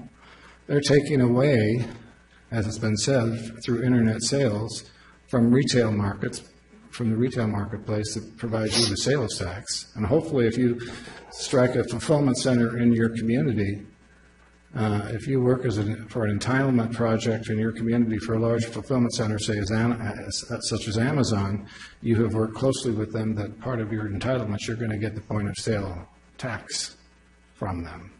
That's something you should do. But also keep in mind that a fulfillment center requires more parking, more employees, a lot more employees. They're going to need more more single-family, single-car vehicle parking, as well as more and more smaller delivery trucks, not the big semi-trucks. So that's where I think we need to look and further analyze, after whatever we do today, hopefully approve this, further analyze the industrial side. On the retail, when we learned that it was going to potentially be doubled, I put together a group of experts in the marketplace, including Home Depot, those individuals that you heard today, and others, and asked them to sit down with WRCOG, and they did, and they learned something. WRCOG learned something, as did I, because I've been out of the business for 30 years. Is that, you know, the retail industry, a shopping center or big they call it super centers, like they used to call them. I don't know what they call them today, but they're no longer just pure retail. They're service facilities, your beauty shops, your dentist. You see more and more dentists or orthodontists in a shopping center. They are classified as service. In fact, 75 to 80% probably in a shopping center now are service versus pure retail. We could go back probably 10 years, and that's the case. And they have probably a right to be saying, we want a credit for that. Instead, they're not. They're saying, let's look at this and let's establish a retail versus service element, recognizing that our costs will be lower. Should they be the double that they are today? Absolutely not, in my opinion, because retail is your bread and butter, cities and counties. Retail sales is your bread and butter in terms of providing the shopping for the rooftops that you want, and that will come after the rooftops are built, but also the sales tax that can be generated from those retail centers. So, Chris, I know you've come up with an alternative on the service and retail side. I haven't heard you say that yet, but I'm looking forward to hearing what that proposal is, because I think all the jurisdictions can benefit from that, and we can move forward with the adoption of this. Thank you, Madam Chair. Thank you, Supervisor. We'll hear from Eastville, and then, Chris, you'll have some comments for us regarding retail. I have a few, yes, I have some other slides. Okay. Thank you, Madam Chair. Appreciate the time to comment. You know, I have a few clarifying questions on the back and forth between the BIA and our consultants, but just in general, you know, I am a bit concerned with what's happening globally. We're coming off of the heels of a substantial sales tax, gas sales tax increase, and vehicle registration, and I'm kind of just curious, you know, how much is too much for this particular region? I forget, I don't know if it's the gentleman from Sater Brothers or the other one, but, you know, my concerns are primarily focused on the retail fees and the substantial increase from that. You know, retail is hurting nationwide, and you see, you know, the stories every day of the brick and mortar facilities closing in lieu of internet sales and whatnot. My family does, you know, absent Costco, we do pretty much everything online, and that's just kind of the method of today, I think. So, you know, I am concerned with primarily the increase in the retails, and I appreciate to hear a little bit more about that. That's going to be discussed. You know, with respect to residential, I think 6% across the board may not seem like a huge amount. I know we've discussed about it coming down, but 6% in Temecula versus Hemet, not to single anyone out here, but, you know, San Jacinto to wherever, it's different in that sub-regional environment.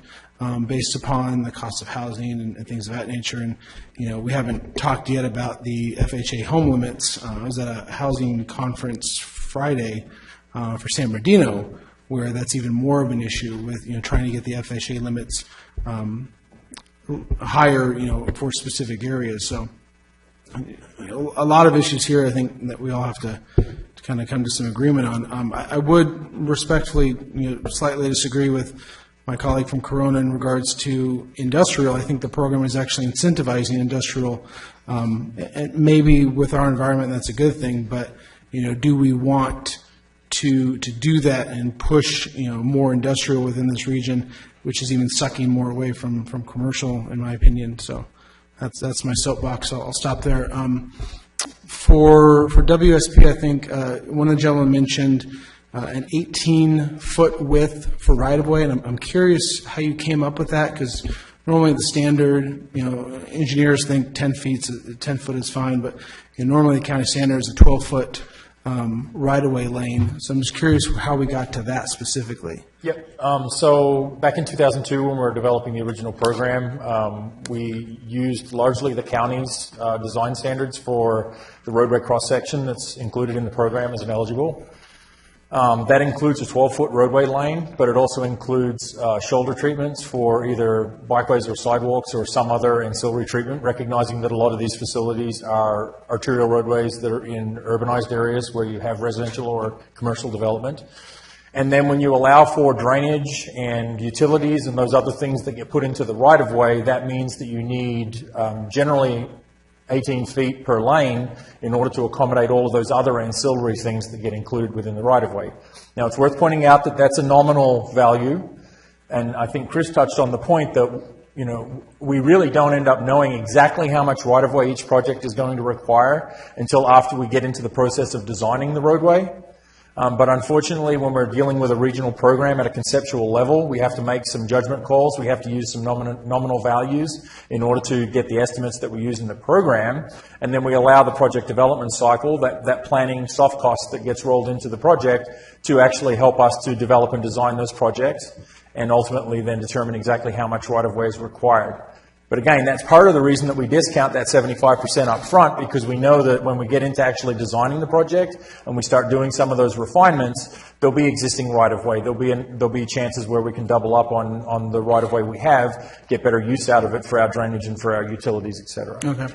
And maybe I misheard you. I thought you had mentioned travel lanes. That's why it threw me a little bit for a loop. But in some instances, it's, I would guess, more than 6 feet outside the curb line. So probably cutting discount on that aspect. But what you had ended with kind of dovetails into my second question is, the BIA's analysis, and I met with them as well for full disclosure last week, gave me all their maps, and I went through those. Is our answer to that, generally speaking, that we've taken the right-of-way costs and we've provided a 75% discount, and I don't want to minimize the work by any means, but as a catch-all to all of those individual specific aspects? No, I think that's a fair characterization. In fact, I appreciate the work that they did because it helped to validate the information that we include and the assumptions that we make in the program.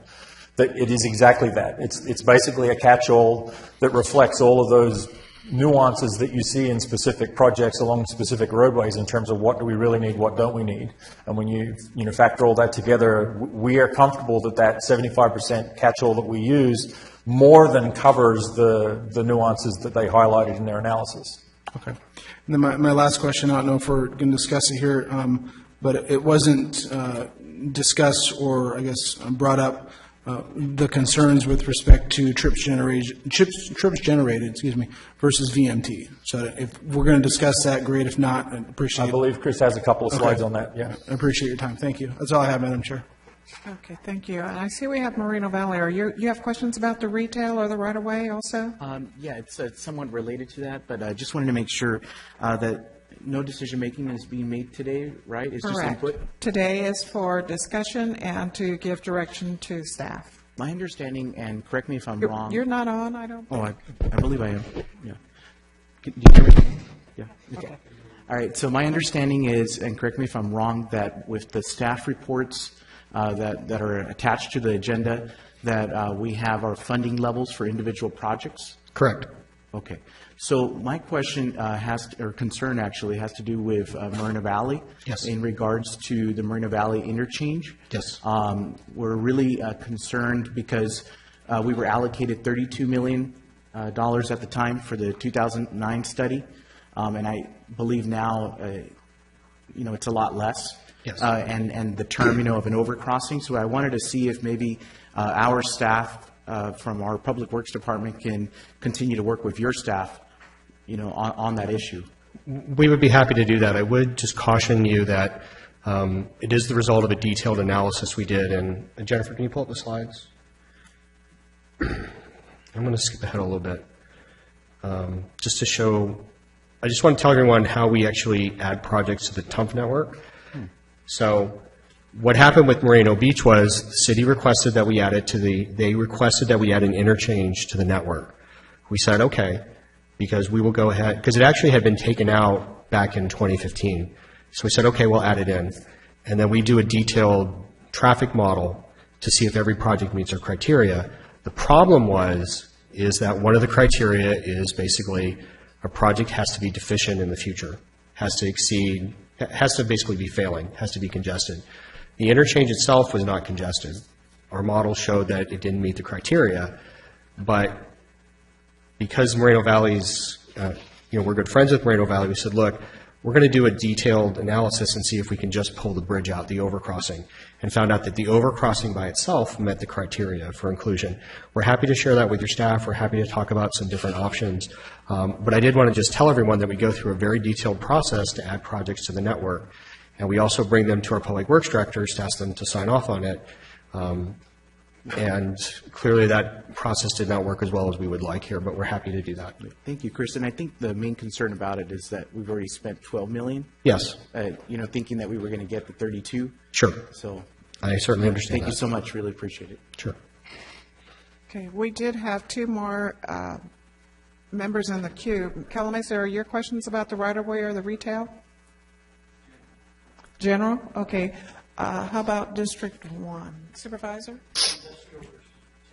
Okay, so I think you're going to address those? I'm going to address some of them. So, and if I haven't, I'll add some questions. So I want to skip ahead a little bit to, first of all, what are we asking you to do? And this touches on the retail a little bit because this is talking about phasing. There's two actions we're going to ask you to take at the July 10th meeting.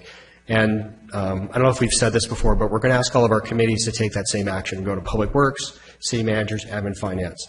Action number 1 is, do you approve the Nexus study? If you approve the Nexus study, then we go to action 2, which is you set the fee. Historically, the board has taken the action to phase in the fees. Back before SB 132 and SB 1 came around, we had the fee increases that were all uniformly a lot higher. We took it to our ad hoc and they said they want to phase in the residential fee and they want to freeze and then phase in the retail fee. What we're proposing to do is actually reconvene that group, give them the new fee levels, and ask them to make a new recommendation. We're also going to be asking all of our committees to make that same recommendation. So when we come back to you on July 10th, we're going to have actually 4 recommendations, and hopefully they all agree. What does our TUMF ad hoc committee agree? What do our Public Works directors recommend? What do our city managers recommend? And what does our admin and finance group, which many of you sit on, recommend as well? The reason why this is so important, and we fully acknowledge this, is that we have all of this data that says that fees on retail are higher than your neighbors. So if you're in Eastvale, Councilmember Rush, or you're in Corona, and you have people in Chino, Ontario, Fontana, if you're in Yucaipa, the retail fee that they're paying is much lower than we collect in the region, and it's a combination of TUMP fees, water fees, city fees, and the like. So to us, that argues very strongly about phasing in the retail fee. One of the feedback items that we've heard from everyone is we had proposed a 2-year freeze and then or the ad hoc had recommended a 2-year freeze and phase in. So to respond to something Clint said, we haven't made a recommendation yet. That's what the ad hoc recommended. What we've heard from various folks, and Supervisor Jeffries is one of the people who said this, is they don't believe a 2-year freeze is appropriate. Why? Because it takes about 2 years to get a project started. And I talked to Joe Meyer and some of his colleagues, and they're in favor of a longer freeze. So we're going to be talking about that with our various committees. But in our mind, there are some inequities right now in terms of the overall fee situation as it applies to retail. We've heard very strongly from all of you about retail uses, and so we're going to look very hard and very strongly into freezing the retail fee, and we'll look into anything. We've also looked into what are the effects of freezing or phasing in the residential fee, and we've looked into those too. So any scenario we can look at, but frankly, we have 2 fee categories, one multifamily that's going down, industrial that's going up by 2%. So really the only fee categories that make a lot of sense for us to phase or have some kind of adjustment on are retail and single-family residential. And so I also wanted to share with everyone that we did an analysis as part of our fee study on what's the impact of the fee increase on development costs. For retail, it was 1% of development costs, meaning that if the TUMP fee was adopted, the impact on retail would be about 1%. On single-family residential, it's 1/10 of 1%. It's not 1%, it's 1/10 of 1%. It's $600 a house. So I just want everyone to understand the magnitude of the fee increases. So, and just for everyone's benefit, here are the TUMP fee increase, the TUMP fees we've collected since 2014. Yes, to the BIA's point, single-family residential is the largest component, but we're seeing other sectors pick up. Multifamily residential is a significant one. The industrial as well. We've seen some very large industrial projects come through. So to that end, we want to share all this information with all of our committees and get their feedback. So, and Madam Chairman, I'm going to really quickly address the VMT issue. I'm not going to bore you with a lot of legalistic arguments. I'm just going to tell you a lot of other people use VMT. This is the Sacramento County fee program. It was adopted in 2008, updated in 2010. If you go to page 46, it very clearly says they use VMT to do their fee calculations. This is a very short list of fee programs across the state that use VMT. Placer County, Fresno County, Westside Los Angeles, Visalia, Stockton, Roseville, Rancho Cucamonga. These are all the agencies using VMT in their fee. It is not legally indefensible. It's not inappropriate. It's fair. Because why? Residential trips are longer than non-residential trips. And for the longest time, we've treated every trip the same, whether it goes 20 miles or 5 miles. We believe that's fundamentally unfair, and we want to rectify that in our Nexus study. So, Madam Chairman, that's basically all our materials. Okay. I have if anyone has any other questions, I'm happy to answer those. Can you address the issue about senior housing also? Yes, so you approved in your consent calendar a fee reduction, a special fee calculation process for senior housing. The fee is approximately 50% of the standard multifamily fee, and it applies to single family and multifamily. It's based on empirical data that was collected at senior housing projects across the country. It was brought to your public works directors, your planning directors, and now that you have approved the consent calendar, it's now officially adopted. So that means every senior project moving forward is able to avail themselves of that fee reduction. Okay, and then I'm going to ask you also to address soft costs. Yes. PowerPoint again? Okay. So we've been looking into soft costs too. And a couple of things I just want to highlight is, do we think soft costs are excessive? No. We, first of all, want to say what soft costs are. It's for planning, preliminary engineering. It also includes engineering services you do during construction. Chairwoman Franklin, you may be aware that you incurred, I think, about $500,000 of extra design costs when the Sunset Grade Separation had to be redesigned because of a right-of-way issue. It also includes things like construction management. So the issue with the BIA is they included in their PowerPoint this screenshot of the document from Alameda County. What they didn't show you is the next page. And actually, we think they cropped part of the page. So if you look on here, there's actually 3 line items: design services during construction, construction staking, construction management. These are all allowed under the program. And the Nexus study very clearly says these are all allowed. So the Alameda County study says it's 35 to 37%. We have 35% total. We then looked at a statewide study. So there's a statewide study for the last 10 years that have looked at soft costs. What they determined was, on average, engineering services are about 31%, construction management is about 19%. So on average, it's about 50. We're at 35. So because of that data, we think we're good. But here's the other thing. We actually have invoices that you sent us on getting reimbursed. We found on average for 4 recent projects that you've incurred soft costs 8% above what's allowed by TUMF. And that's important because you have to pay the difference. If your soft costs or your engineering or your design studies go above what TUMF provides, you're on the hook for it. The Railroad Canyon I-15 interchange in Lake Elsinore has already spent all of its planning costs, and they're not even done yet. They're having to get extra money from RCTC to pay for that. So based on these other studies, the statewide study, and your actual experience, we believe they're appropriate. So, Madam Chairman, that's all the materials I have. Okay, well, don't go anywhere because we have 4 in the queue right now. We'll start with Calamasa, then Supervisor Jeffries, and then the City of Riverside. Thank you. Well, first of all, I've never seen a city engineer or a public works director that thought they had enough money to work with. That's the nature of the game. And I've never seen a building developer of any type think that any fee was low enough. So I wasn't really all that surprised that when I saw those right-of-way figures come in, they were off by a factor of about 200 or 300%. The problem is that when you want to discourage the use of something or anything, you tax it. This is a tax. You know, Chris said it's $600 on an average home or whatever, but when you get homes getting so expensive because of land use restrictions and fees and everything, that $600 can be the change in their couch that they can no longer shake out to get it.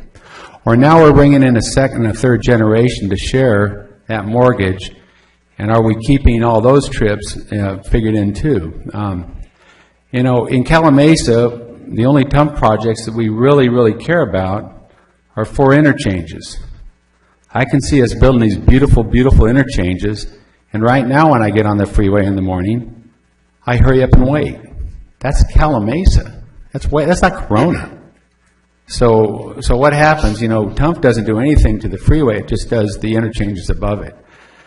The problem I see is, and remember, I'm one of the cities that approved this, so it gets a lot worse. But you know, I'd like to really see it try to keep the same. You know, and shave back because at some point we're hitting a tipping point where people are just going to say, hey, we can't do it anymore. I think we're approaching that very quickly. Thank you. Supervisor Jeffries? Thank you, Madam Chair. I just kind of want to reiterate some of the discussion that's occurred, and I think it's all pretty apparent to all of us that we've got to do something with our retail. I mean, I can't speak for the cities, but the county, at least a couple of years ago, property taxes, we'd get 11 cents on the dollar from property taxes. So the state has, you know, rigged the system so that it's difficult for local government to survive on property taxes, and arguably you lose money on residential until their assessed value is probably $400,000, $500,000 per home. But the point was made, and it has to be made again. One of our biggest exports is workers, and spending $1.5 billion to expand freeways is just insane. It's not ever going to solve the problem. Now, I'm not going to sit up here and say, you know, we shouldn't collect the fees. We absolutely have to collect the fees, but they've got to be fair. And me doing math up here at the dais is really dangerous, but it seems that if somebody break out a calculator, it seems to me that if an Ace Hardware was going to open up, and let's say they were going to do 10,000 square feet, my math is they're paying $123,000. That's correct. But if an Amazon store opened the same 10,000 square feet for a fulfillment center, they'd only pay $17,000. That's correct.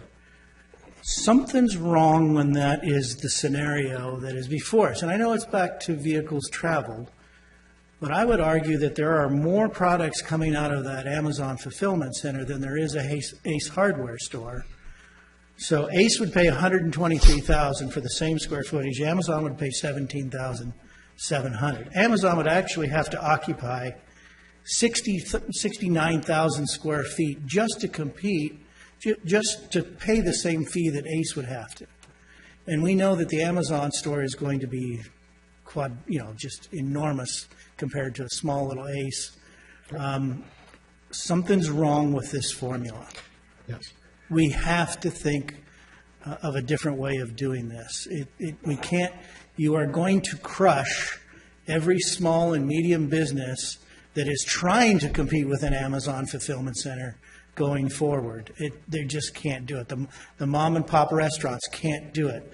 The local real estate can't do it. I mean, we're crushing every small and medium business when they compete with these kind of formulas that rig the system to pay you a much, much lower fee for an industrial use that really is now the major competition for everybody. I'm not telling you anything you don't already know. So we've got a system, we've got a formula that is sure to help bankrupt small business across this county. We cannot adopt this retail fee structure. We can't do it. So that's my 2 cents worth. Yep. If I could just say that we have been asked by our jurisdictions to look at a variety of changes in the fee collection issue. One of the things Mayor Montanez touched on was many shopping centers have service uses. So in fact, you said service uses don't pay sales tax. Actually, we classify restaurants as service. So many shopping centers are, and I shared with everyone my personal experience. I go to a shopping center in Sycamore Creek that has a Vons, and everything else besides a CVS is all service. And so we've gone out to our jurisdictions and said, hey, we want you to understand that we have these different categories, so we want you to properly classify. So this goes back to some of the comments from the retailers. But another key one we've been asked to look at, and this goes back to some other comments, are these distribution centers. And right now, they're classified as industrial. We've committed to looking at that issue because we have a whole process in the TUMF that if there's a unique use, there's a way to assess a different fee. What you have to do is you have to have evidence, and you have to have data. So we've been participating in RCTC's logistics study to see if they've done studies on these kinds of centers. If they have not, we will do our own. Because what I would say is we've heard from Moreno Valley, and if anyone gets one of these in your city or one is proposed, you should go look at the one in Moreno Valley. We've heard they don't have enough parking. Why? Because they are parked to industrial standards. So these are unique uses. So we are committed as the world changes to making sure TUMF evolves. The distribution centers is one issue, the retail service is another issue. If there are the senior housing is a third. If there are other issues, we do our best to be proactive, but you're also on the front lines of all the land use approvals. So if you have issues like these, tell us, and there's ways to remedy them. Yeah. I think, too, when we talk about retail, we talk about the size of the business. Yes. To be looking at that also. Yes. The other issue is we've been looking at some recent fee programs and determined that some fee programs exempt small retail uses. Because frankly, a small convenience store or a small store doesn't generate a lot of retail travel. So as part of our ongoing meetings with our TUMF program ad hoc, we want to explore this issue and see if it's reasonable. What we don't want to do is act unilaterally. We don't want to just make an arbitrary change in the program and find out it negatively affects our cities.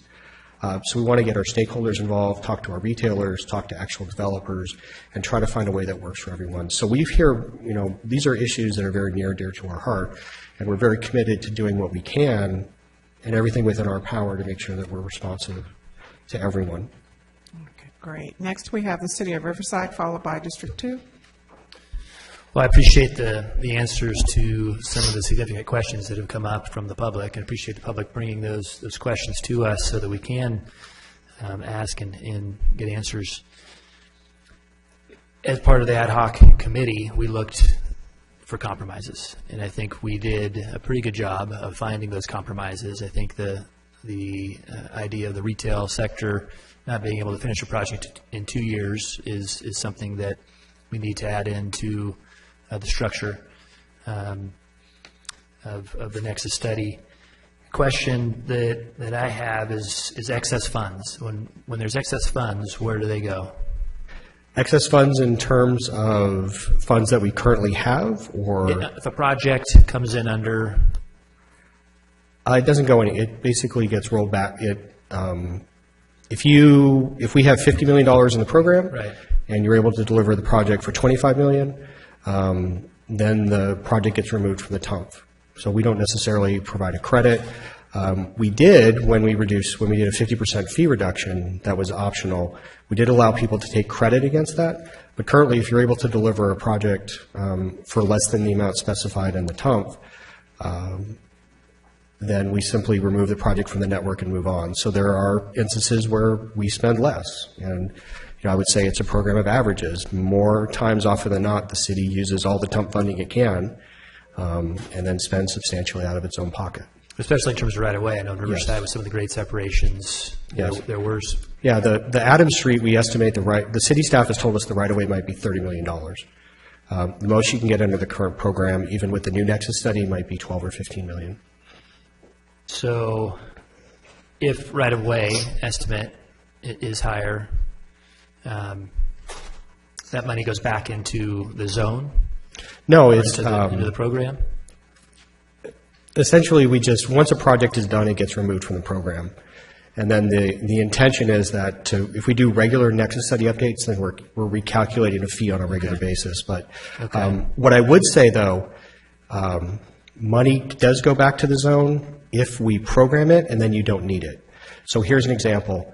Norco, for the Hamner Bridge, had about 6 to 7 million programmed in the zone. When the SB 132 got approved, we contacted their public works director to say, do you have another project you would like to put that on because you had requested it? They said, yes, we'd like to put it on the arterial, the Hamner Road. So when we've programmed money in the TIP and it's not spent, then it goes to other projects. If we program money in the Nexus study and it's not spent, it's simply part of the ongoing update. I was just thinking, could we use those funds to then go back into, as you mentioned, the recalculating the fees so that we could bring down that retail element or incentivize retail through the excess funds? Yeah, it's possible because we've done some preliminary financial models and determined that phrasing the retail fee results in about a $1 million a year or less hit to the program over 5 years. We believe that if you bring Beaumont back in, plus you get fees, some of the other fees would increase, there may not be a net loss to the program. So we're confident that any kind of phasing process, we can find ways to counterbalance it, whether it's getting some excess money from the cities, finding some outside funding, or offsetting fee increases in other areas. We believe it works out pretty effectively. So we're still doing some serious thinking as we go forward, and the flexibility enough to make some of those decisions on the fly. That's correct. Last question is single-family residence. Would it make sense versus phasing in versus talking to the BIA about a target number of homes that they think could be built, and then the fee would increase after that target number of homes? How many homes do we want in a zone or in the county, Western Riverside in this case? Find that sweet spot and then start charging the fee after that number of houses has been built to incentivize single-family homes. So the challenge with that would be that single-family fees are often paid in small amounts. So maybe you entitle a 1,000-unit project, but the fee is paid as the building permit is pulled. You'd almost have to be able to do that in real time. I think it would be more preferable to just have a date certain, because the other issue is many of you now collect the fees through automatic permit systems, which means you code it in. So someone comes in, pulls a fee, and you just type numbers in a computer and they get a printout. So we need to tell people ahead of time what the fee is going to be so that we don't have a mischarging issue. And so we don't have someone mischarging. So I think it would be far more preferable to just pick a date.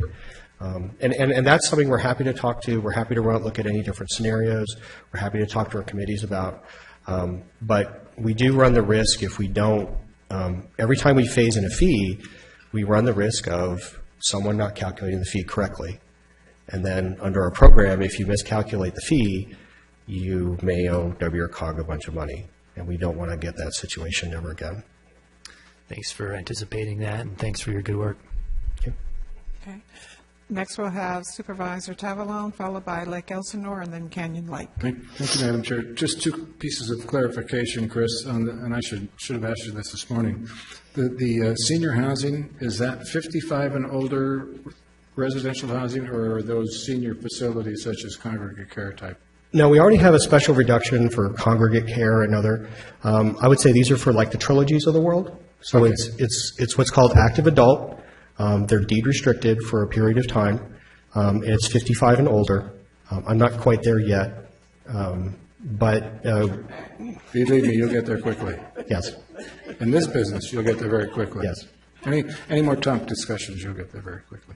Okay, thank you for that clarification. On the retail, and I know you've talked about this, and I think we just need to clarify, for the retail shopping centers and the predominantly now, the uses are service versus pure retail. When you come back, you're going to look at a phase, not a phase, but I know you're looking at a I would call it a blended rate. Thank you, blended rate. So what we would propose to do is actually go out and we would like to survey a certain number of centers. And we're happy to work with our cities, stakeholders, whomever, to identify what's actually being built on the ground now. And then that would be a blended rate. So we would say, okay, shopping centers on average are 50% service, 50% retail. Instead of calculating the fee separately, you pay I'm just going to call it $7 a rate for a shopping center. And that, I think, is much more easier for our cities to implement, much easier for our developers to estimate their fees, and I think it's a much more straightforward process. And I would note that that would be a substantial reduction from in some cities where they would assess the entire project at retail. Right. So we think there could be some benefits to that But you're approach. proposing a one-time fee, not that it comes back to the city or the jurisdiction every time a tenant comes and goes. That would be a management headache. Yeah, we need to that's why we need to walk through some of the mechanics and see how it relates to the Nexus study and some other ones. So we could certainly do that, but we want to be deliberate and be thoughtful to make sure we don't create issues down the road. Okay, thank you very much. Thank you. We'll have Lake Elsinore. Thank you, Madam Chair. A couple questions and a couple statements. So one, I think the BIA, I met with them, and they brought a lot of issues to light, and so I'm thankful that they did, because they got us all speaking on this and making sure that we address all the needs. So I look forward to us re-looking at the retail and bringing that back. It's such a low percentage of the top network, I can't see us going forward the way it is right now. On the right-of-way thing, I looked specifically at one of the projects that the BIA showed me, and then I sat down with my city manager, and I think it's hard to sort of judge where we're going to go and the cost of things, because I think when we looked at this originally, this particular Riverside Drive 74, businesses are built in the right-of-way. So it's not just buying land, now it's buying out businesses. So I think some of the costs that they looked at it's going to be really hard to judge those costs. And so, again, I think there's some questions with that. Last year, and I saw the BIA's number on houses built, I think they were a little off on Lake Elsinore. We built 410 houses that we charged TUMP fees on. And of course, if anyone's been watching us on the news with our initiative, we just approved 8,000 homes that will be built in the next 20 years. So, I'm not sure that $600 is going to stop people from moving to Lake Elsinore. We're just building houses like crazy. So, it's such a low number. I don't even think you can calculate it in a mortgage. $600. It's so small. So I don't really have a problem with the housing part of it, because again, if anyone has ever gone down Railroad Canyon, Diamond Drive, it affects the whole region. That off-ramp is absolutely crazy. And if that doesn't get built, we're going to have some mad neighbors and mad residents and everyone else. So those are my comments. I guess no real question. Well, I would just say that nothing would keep me from moving to Lake Elsinore, so not a $600 fee or anything. We dream extreme in Lake Elsinore. That's right. Okay, thank you. Next, we'll have Hemet, followed by Norco, and then Murrieta.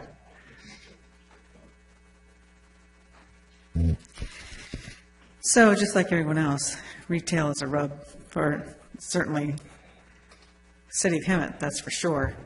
So just for clarification, if in fact we do approve this draft, we still have the ability to go back and change these, possibly change these numbers based on further study and. So what you would do now is you would, if you approve the Nexus study, you then set the fee. That fee is in place. In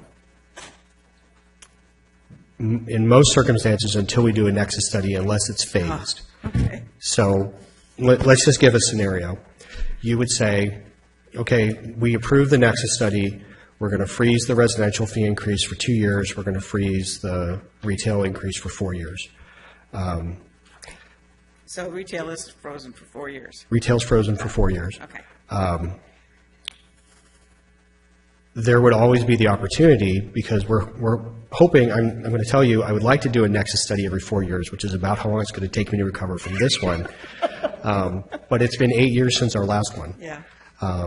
And so if the action you take would likely be the fee for the foreseeable future.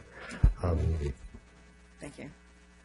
Okay, and for clarification, we are not voting on any That's Nexus right. study today. You're absolutely right.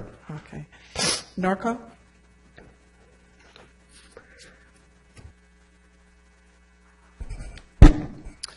I just have some thoughts. First off, how much should an impact cost? We're no longer just Norco, Eastvale, Riverside. We're all joined together. I know I worked almost 10 years on the Stater Brothers, and the only reason we got the Stater Brothers was because we funded a traffic study that Eastvale was built, literally. At the same time, there's 4 shopping centers, 3 of which are failing. One has just been buried within 3 miles of that shopping center, and another one which is sort of half functioning. So I'm concerned about the impacts of retail. Supervisor Jeffries, you're absolutely right. If I understood you, the big problem is we get so little money. We're out here as cities working as hard as we can, and the truth is we probably wouldn't be in some of the situations we're in if we just got another penny of the sales tax we generate and send to Sacramento and get it back.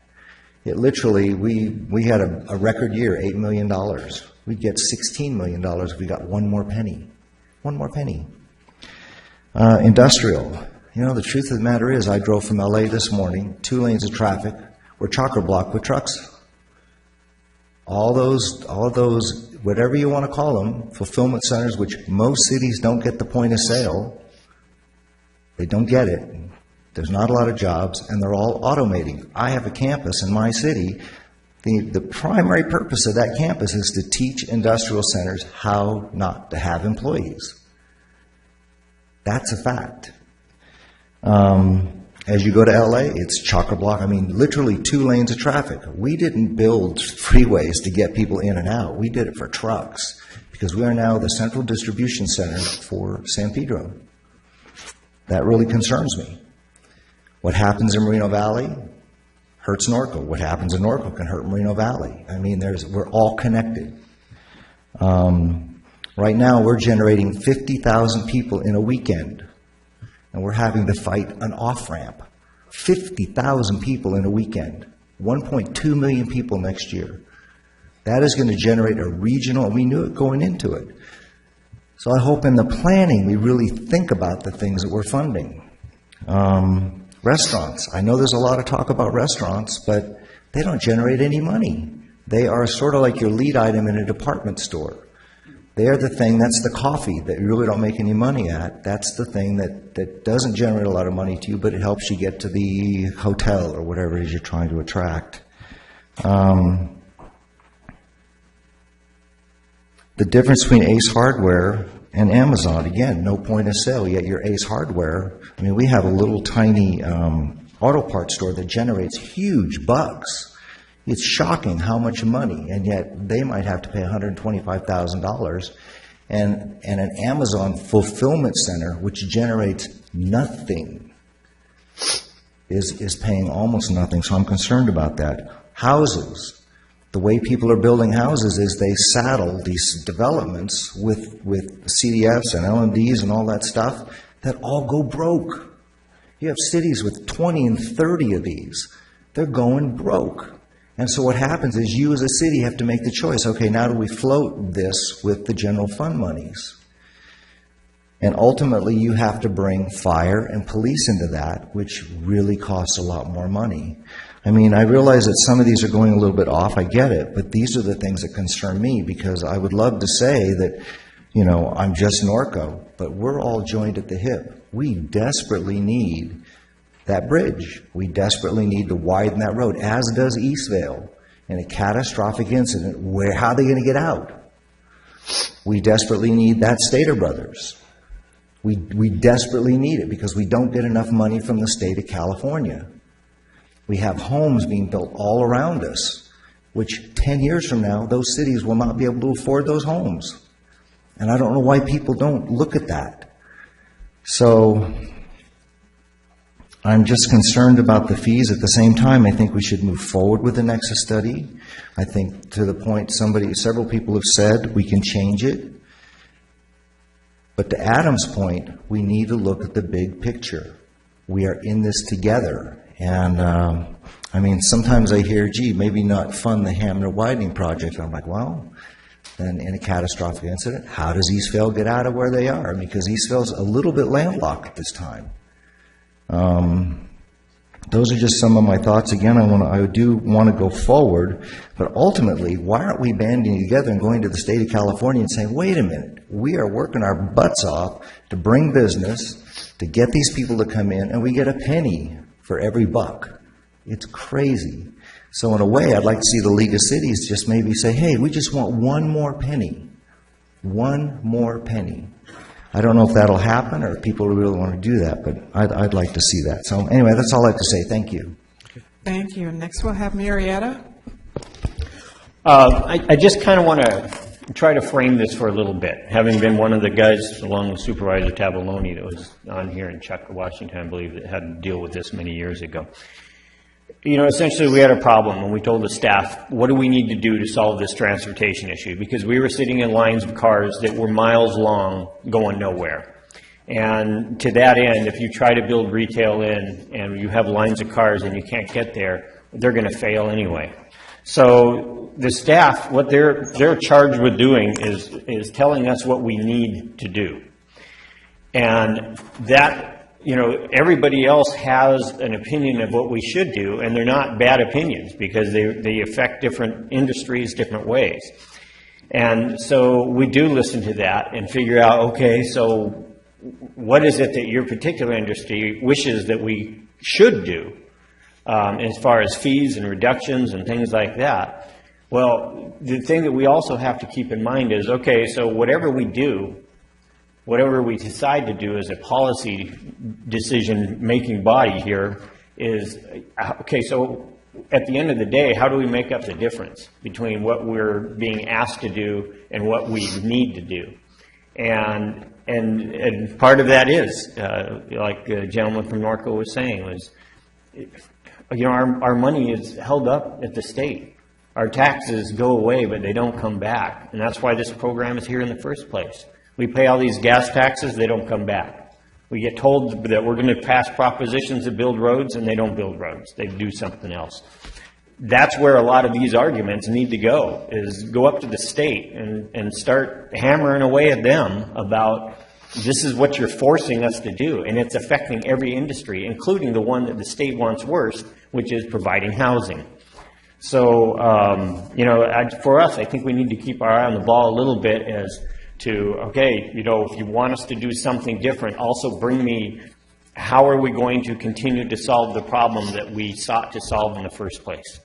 And that's what I want to hear from people that want us to do it different, is I'm all ears. I wish we could do no fees at all, but that's just not going to work. And, you know, to Supervisor Jeffrey's point earlier, you know, I want the mom and pops to survive in the world, but already, if it takes me 20 minutes to go a mile, I'm not going. I'm not going to their shop. And so they're going to fail. and because there's a bunch more people just like me. So, you know, that's what I think as a board we need to keep in mind is, okay, we have all these compromises that we are being asked to do, and we hopefully will do, because some of it, you know, frankly, is an evolving, the retail sector is changing faster than we can react to it. What are we going to do? How are we going to provide the roads? How are we going to, you know, put the stuff in that we need to put in? Because if we don't, we're letting our constituents down. That's why they elected us. So that's all I've got to say on the matter for now, and you know, we'll see how things go between now and when we have to vote on this. Okay, thank you. And we have no one else in the queue. Our task for today was to provide comment and discuss input for staff. There's a couple of areas it looks like were said loud and clear, particularly retail versus services, possibly varying levels, looking at blended rates, considering industrial and distribution centers. There was some conversation regarding single-family homes, but I didn't hear direction on changing anything really on that, other than looking at targets. Yes. So we will take all the comments from everyone as well as the public comment, and we'll bring forward where I believe staff will go is we will bring options to our various committees, and we will bring options back. We'll report everyone's recommendation. I don't think we want to hear everyone's feedback before we come back. I would just also add to everyone who spoke on the industrial use, WRCOG is participating in a logistics study. RCTC is leading a fee study to look at a separate fee on logistics uses. As part of that study, they'll be collecting data on trip generation characteristics, origin, destination, where the trucks actually go. I know that many of your public works directors and your city managers have asked for that information. As it becomes available, we will ask that they provide it to us so we can share it to you. So many of you have asked about that in the past. It was a big topic today. I just want to let everyone know that's separate than the TUMF, but it is an important issue that's happening elsewhere. Okay, great. Thank you. Thank you, everyone who participated in the discussion. And I think staff has clear direction. We had one other speaker, but it said that he was on item J, Tom Hunt. Did he leave? Okay. Then next, hopefully, our chair is out listening to our conversation, and we'll go on to our next item, which is a report from the Technical Advisory Committee. Thank you. Just a brief couple comments from the meeting that was held on May 18th. WRCOG, specifically Rick Bishop, made a nice special presentation to Marietta City Manager Rick Dudley, who is retiring at the end of June. Rick has been with the City of with the City of Marietta rather, for 10 years, and providing public service in this area, North San Diego County and Riverside County, for 35 years. So it's rather sad to see Rick leaving the area and the organizations, but we've learned a lot from him, and look forward to his next chapter and his next adventure. So Rick had given him a special presentation, a recognition for his service to WRCOG. Following that, we had a generous presentation by Chris regarding the TUMF program, and the city managers were in support of the existing presentation and format of the TUMF fee program. Following that, we were given a presentation by Kim Salvatore from Riverside County Emergency Management Department, and she gave us an overview of how that organization has been restructured and providing services to the region. And that concludes our the highlights of the TAC meeting last May. Thank you. Very good. Thank you, Gary. Our SCAG representatives, was anyone at the last SCAG meeting would like to report anything? Thank you, Mr. Chair. There's a couple of things that in the community CHD committee we talked about. One had to do with the enhanced infrastructure financing district, community revitalization and investment authority, technical assistance, So those presentations were talked about how you can do funding for different projects that you may have for infrastructure in your community. They are on the website. We also had a presentation regarding remediation of brownfield sites and the potential for building future affordable housing. And this was a presentation by some investors who talked about how they will look at particular sites, figure out whether or not it's cost effective for them to buy them, and then have the sites made ready for either development or for housing. And their information is also on the website. The other thing I'd like to remind everybody about the demographic workshop that will be on June the 26th. The information for it is on the website also. It will be at USC. All right, very good. Does anyone else have anyone from SCAG? I was also there representing AQMD. We also had an AQMD meeting just this last Friday that was rather eventful. We had to go into a closed session basically for our open session because of complete loss of decorum by the audience. So we had a complete near-protest riot situation in the chambers. It was very interesting. So luckily we were able to follow the Brown Act, go into our rear chambers and enact part of the Brown Act that says you're allowed to continue the meeting behind closed doors with members of the press and staff, and we did. So it's a rather eventful day at AQMD. If you hear more about it, I'm sort of curious if it hasn't hit more of the news. But anyhow, CalCog, Brian or Brian's not here. Laura, do you have anything from CalCog? No. All right. With that, any items, or sorry, Rick. Yeah, thank you, Mr. Chair. Just a few things. First off, we have a new website, so if you, I know most of you have that on your home screen already and know that, but hopefully it's a little bit easier to navigate through and utilize, so make sure you have a chance to visit that. And along with that is a new website address back up. It's now just wrcog.us rather than this really long, ridiculous site that we had. So give that a look and give us your feedback. We look forward to seeing it. Also wanted to let you know that the recent APA awards ceremony, WRCOG received recognition from the APA on its fee comparison study, which so many of you participate in, and we were really pleased to receive that award. I'll also be remiss if I didn't mention that Laura Roten was named as the outstanding elected official by the APA, so we're proud of her for getting that award. Just two other things. Of course, our General Assembly, the 26th Annual General Assembly is set for Thursday, June 22nd. Hopefully you'll all be able to be there. Again, our thanks to Morongo for being a gracious event host. We always look forward to being there. As a reminder, there is a executive committee meeting the following Friday morning at 10 o'clock, so make sure that you're able to be there.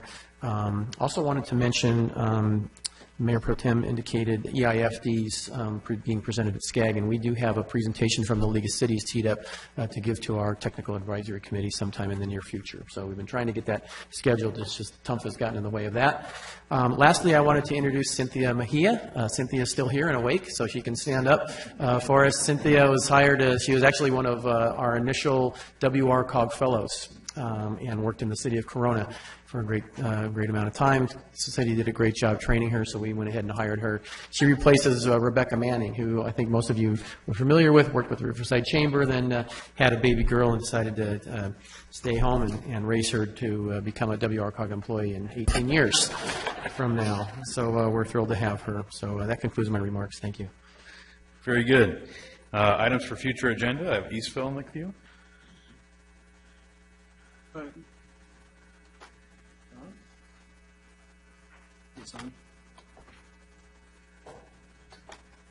They're not working. There we go. There you go. Not for a future agenda item, but just to piggyback on what Rick had mentioned, our former WRCOG fellow, Christine Gerblin, was accepted to teach abroad in Spain. So it's on Facebook, so I'm assuming it's public. So just wanted to give her congratulations, and I'm sure the fellowship had everything to do with that. So.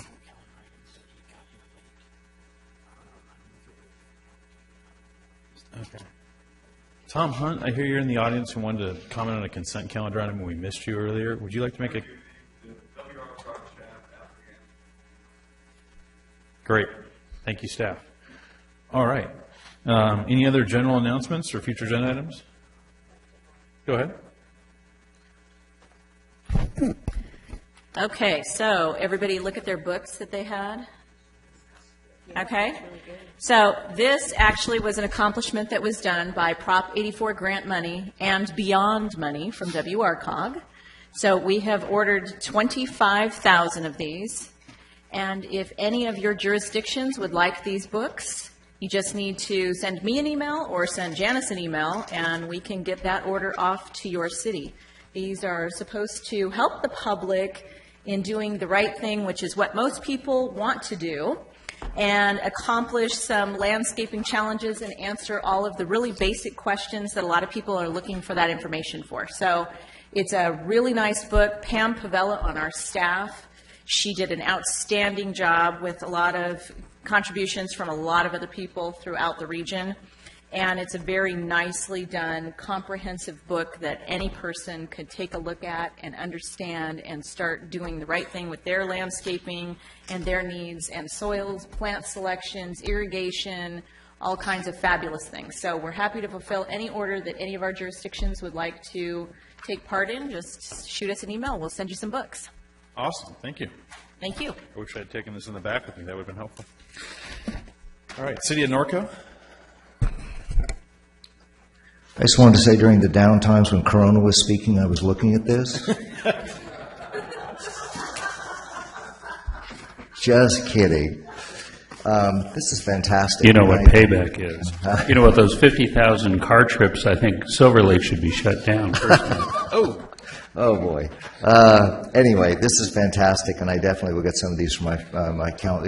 How soon can I get these? By Wednesday, possibly?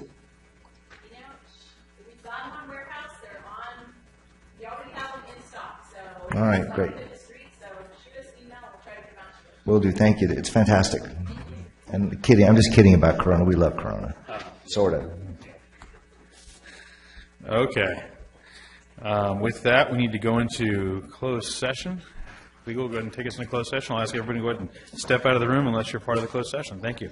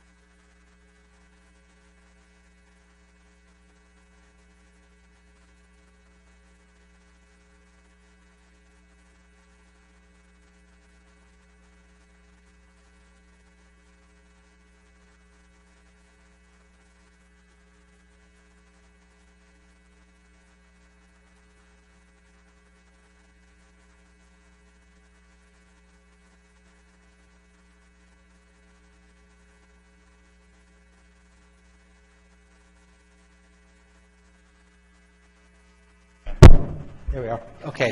Where's our clerk? We don't have a clerk yet. Janice? Well, I can report back and let the clerk know what the action is. But the requested action is to approve an increase to the executive director's compensation in the amount of 2.7%, which is a CPI increase. Have a motion by Debbie. Seconds all around. Anyone opposed? So moved by the members that are here. Thank you, Steve. Thank you. Okay, thank you, everyone. Meeting adjourned. Okay, who wants my book? Because I don't.